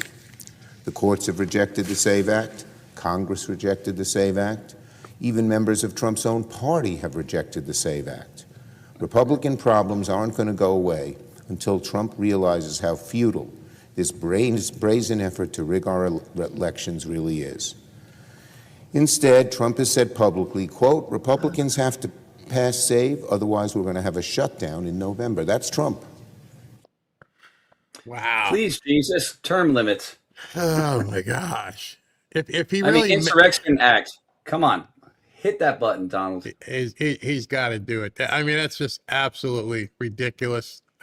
They don't Military care. At all mailing areas. And it's a joke to them. I think that's the worst part about it. It's an absolute joke. So they're calling his bluff. They're calling it on him. Let's do it. Let's go ahead and make it happen. So it is time. I look at this and it just gets me pissed off because I hate people antagonizing me and poking me because that's when you want to just lash out. And President Trump he's being reserved. I hope the plan launches because there's so many people shooting arrows at him. Well, I'm trusting in the plan because I always think he's 5 steps ahead of everyone. So we'll see. Kind of like at the correspondent dinner, I thought he was going to be above everything, and then he surprised me by bringing fire and brimstone. Yeah, absolutely. So All right, I don't know. let me finish up on these little stories. All right. And Good night, everyone. Thank you very much. All right, before I get to the final stories on here, let me talk to you about Chapter. Medicare is confusing. I turned 65 last year. I can confirm this. Keeping track of enrollment periods, understanding all your options, and making sure you're on the right plan takes too much time and energy. And between Medicare scams, corrupt agents, and bloated insurance companies, it's easy to make mistakes that can cost you thousands. And nobody wants to just blow money. That's why I'm happy I work with the guys at Chapter. They're actually honest. They're only Medicare advisor that looks at every plan nationwide, helping people save an average of $1,100 a year, almost $100 a month. People are relieved when they talk to Chapter. All you got to do is make one free phone call. They won't push you to buy a plan you don't want, and their support is completely free.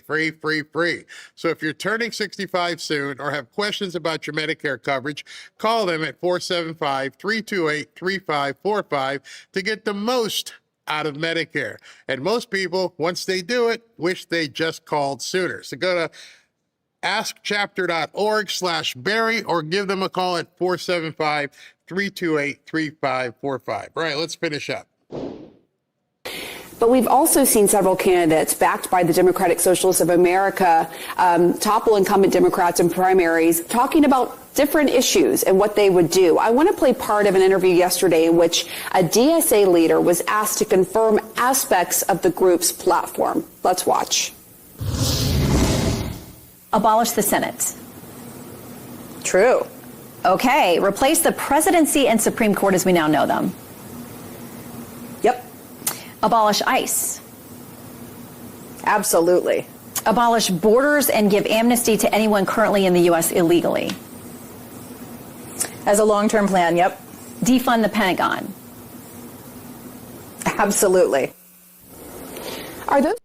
I played that for you yesterday, and every time I've since watched it, I just shake my head and go, how can any American, any Democrat or Republican, nod to that?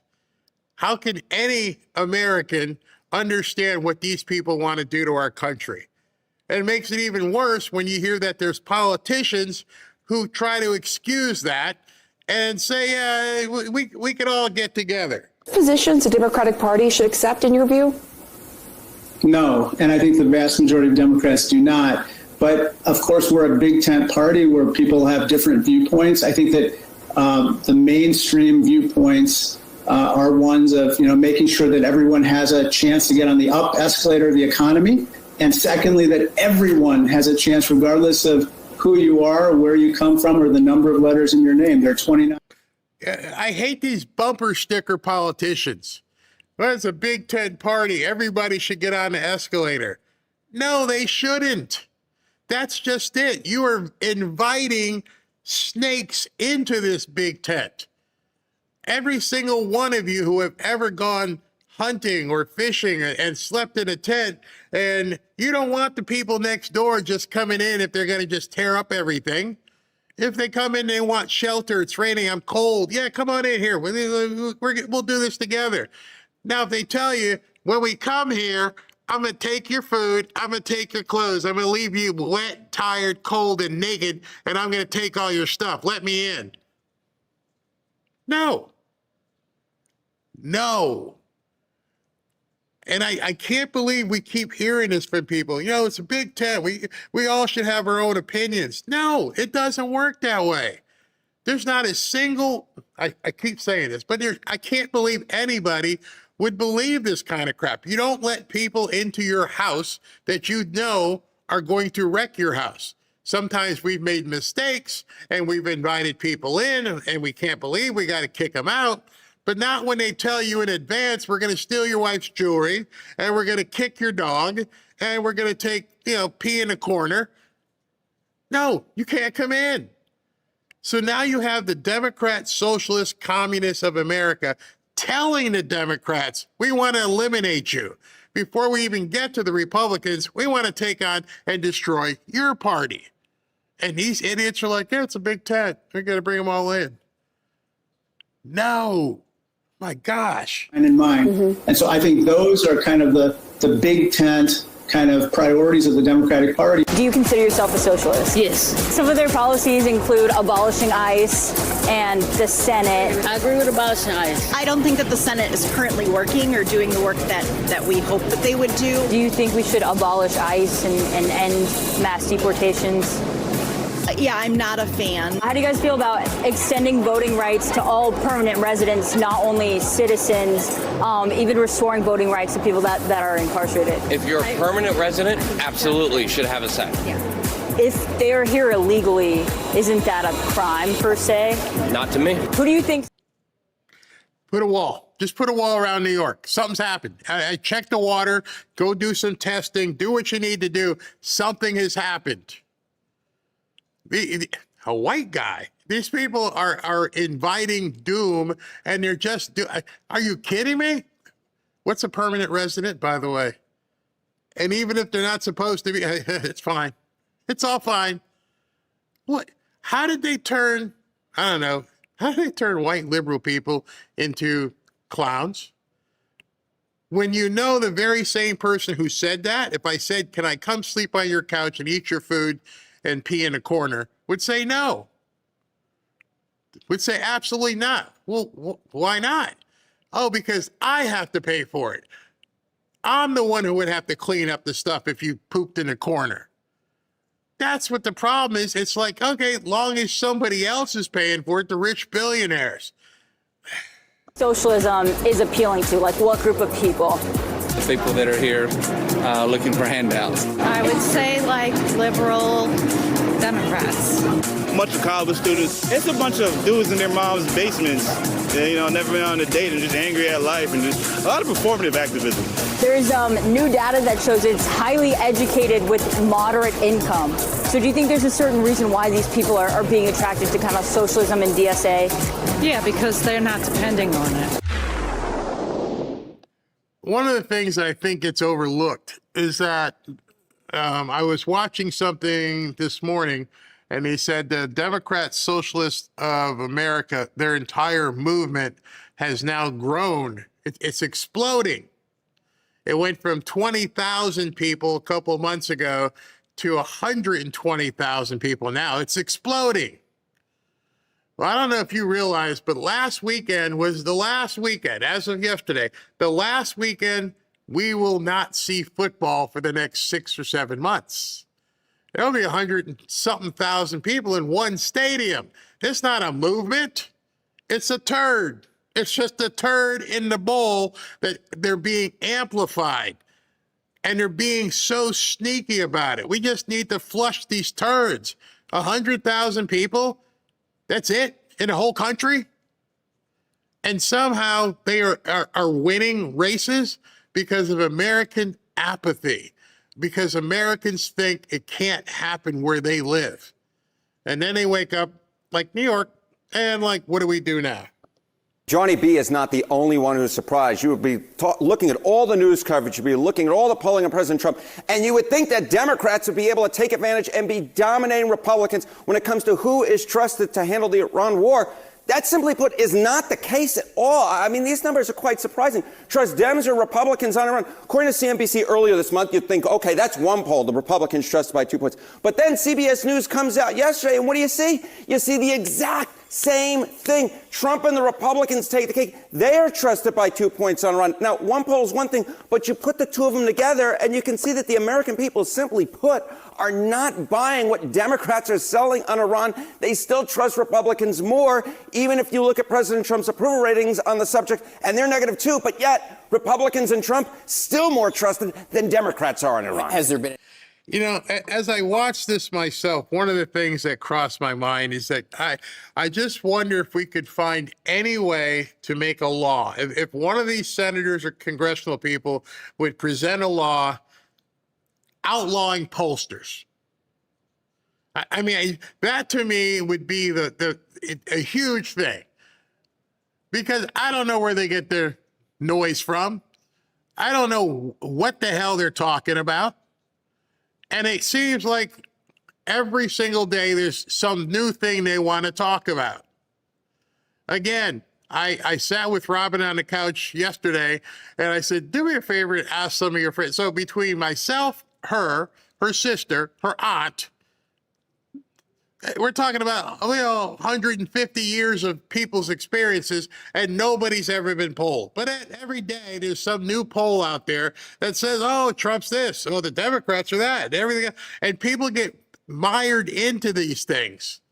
And to me, it's just like entertainment because it really doesn't matter. And I don't need somebody else telling me what I feel. It's sort of like watching Bruce Springsteen sing the Thunder Road and shut up. I don't care what you have to say. I won't go to any of his concerts, but if it's on the radio, I'll sing along to Rosalita or something. I don't care what these people have to say. Any change over time? No, and this is even more surprising, right? You might think, okay, as the war has gone on and on and on, you might think, hey, the Democrats would be gaining ground in terms of trust that the American people would give them on Iran. If anything, it's the opposite. It's the opposite. Trust Democrats or Republicans more on Iran. In April, according to a Washington Post Ipsos poll, the Democrats were more trusted by 2 points. Again, close margin, no clear leader. But look where the shift has been. If anything, the shift has been in the Republican direction. Now the Republicans and Donald Trump are trusted more by 2 points on Iran. So again, over the course of the war, if anything, the Republicans have been the ones that have been gaining ground, which I think just goes so opposed to all of the news coverage that we have seen so far and all of, the media. You would think, hey, but no. The American people are actually trusting the Republicans and Trump, if anything, more now than they were, so let's say, halfway through the war. So here's what's happening. I wanted to show this because I want you guys to realize it is July 27th. We're about to turn the calendar and go to August. I've said many, many times on this show that we're about to see the diminishing value of the media because people are going to be turning their attention to sports.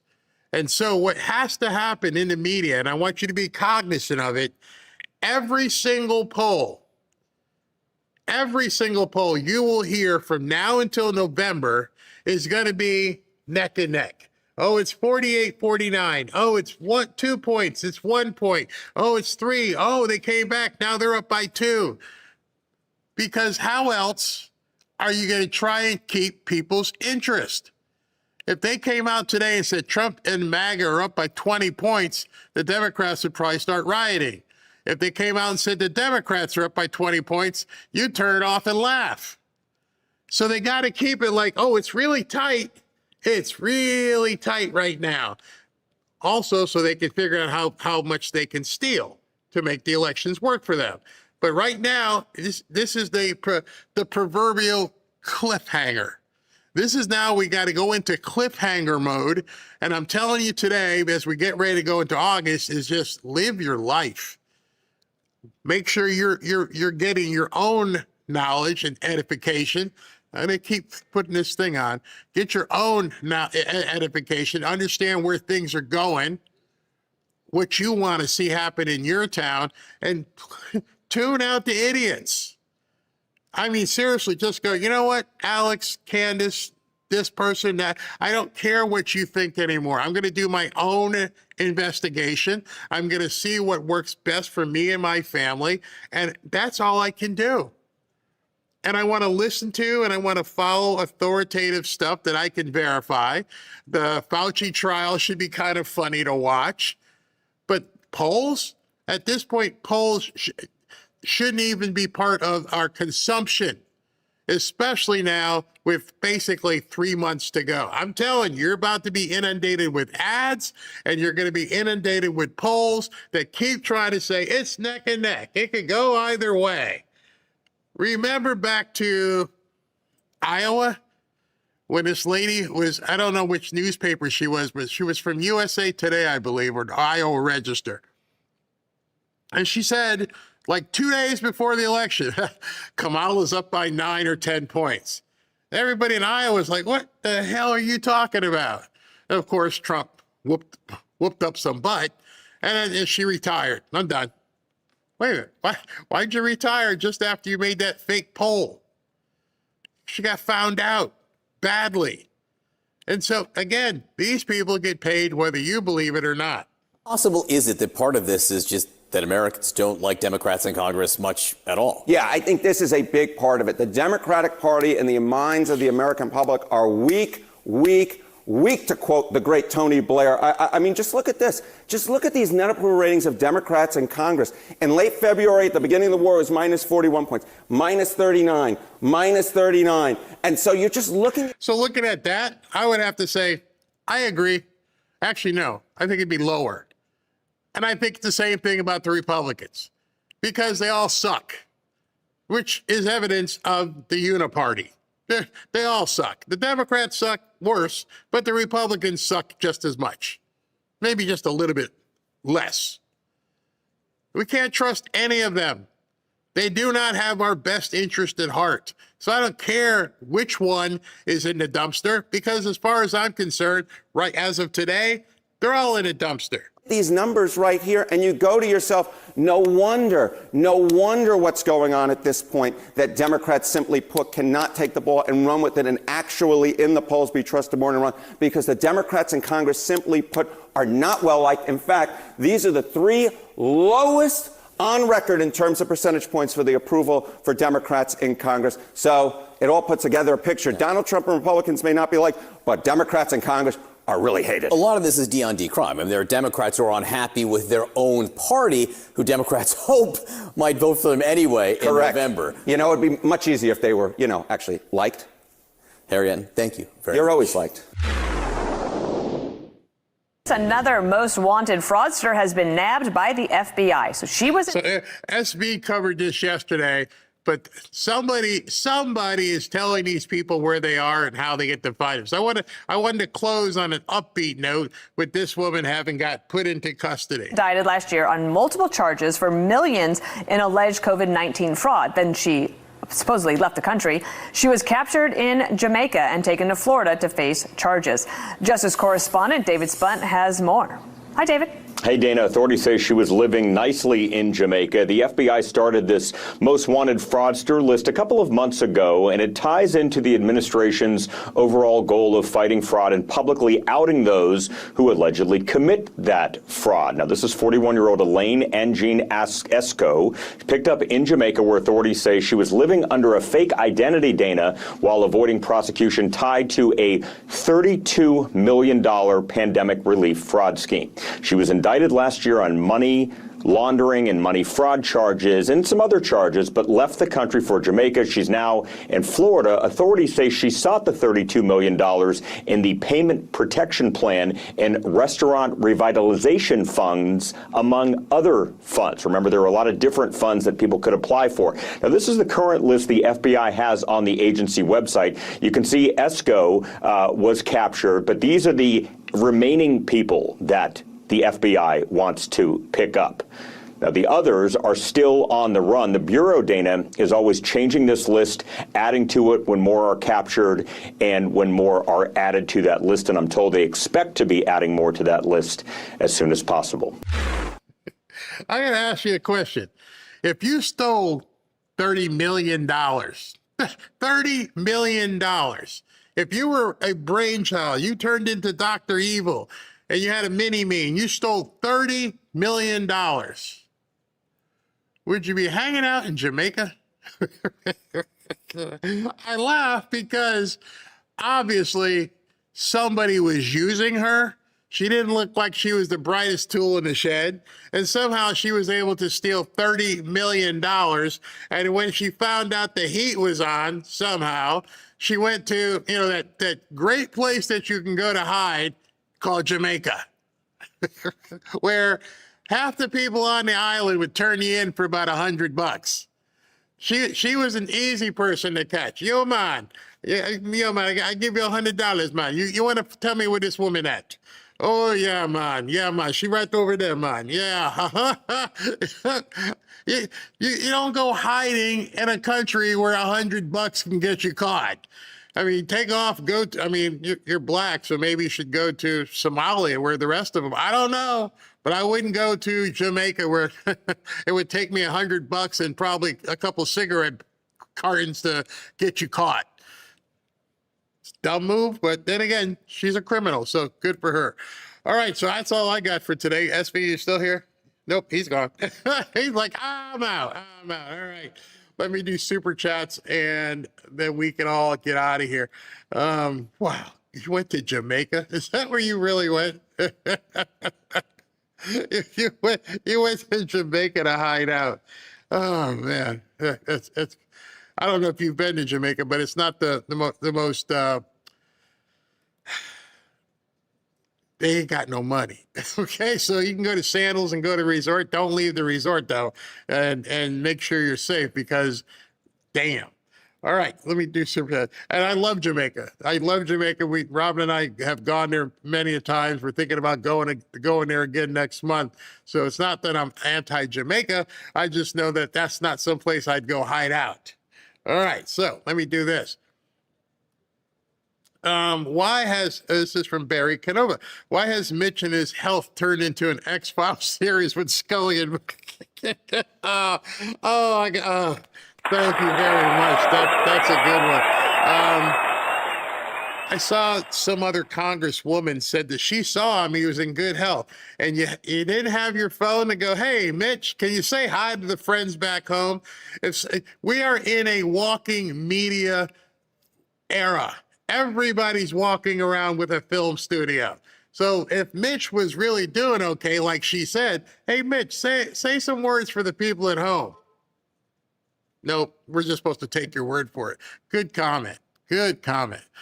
Oh, by the way, he did tell her he was doing well, but he still wasn't prepared to come back to work. Okay. Tommy, keep up the stellar work and may God continue to bless you and yours. Thank you abundantly. Thank you very much. You as well. The Salty Vieira, Barry, SP, look at what Iran posted about FLOTUS. Ooh, did they threaten her? If they threatened her, they're in big trouble. I'm going to have to look that up. I'll have it for us tomorrow. Alec, Andrew Jackson time for sure. Boy, if they threaten Melania, God help them. Alec, thank you. G. Fisher. Hey, Haji Bob, his bro was Hezbollah commander, rightfully kicked off. We got to remove this. Chiosop. Deep State knows they will never control America again, so they are trying to use other means to control, like the ICC and Sharia law. Yeah, that's a good point. Very good point. Mr. Mike, these people that embrace the ICC over our United States Constitution are traitors. Love your show, Barry. Thank you very much. ICC, I cannot even fathom that people are even trying to intimate that the ICC is what we should be under that law. Scary. It's very scary when you think about that. Chiosop, a couple times, much less road traffic in Queens, Brooklyn, and Long Island. That's for sure. You earn the rewards and broke ass gets to spend them. Bingo. People don't care because they're playing to get 100% off. The 5-finger discount for sure. Moshe, so much insanity, it is crazy. And it's getting normal. That's the worst part about it. Chiosop, my friend. Wow. Thank you. As Schumer brags Thune under the podium. Exactly. Obama poked the Trump bear also. Trump is president. Oh, wait a minute. You can't see those. There we go. And Chiosop again. White guy, how do you know he's a guy? Ooh, yeah, I can't be making those kinds of assumptions anymore. All right, everybody, thank you for hanging out for this long. We will see you tomorrow. And that's not the right one.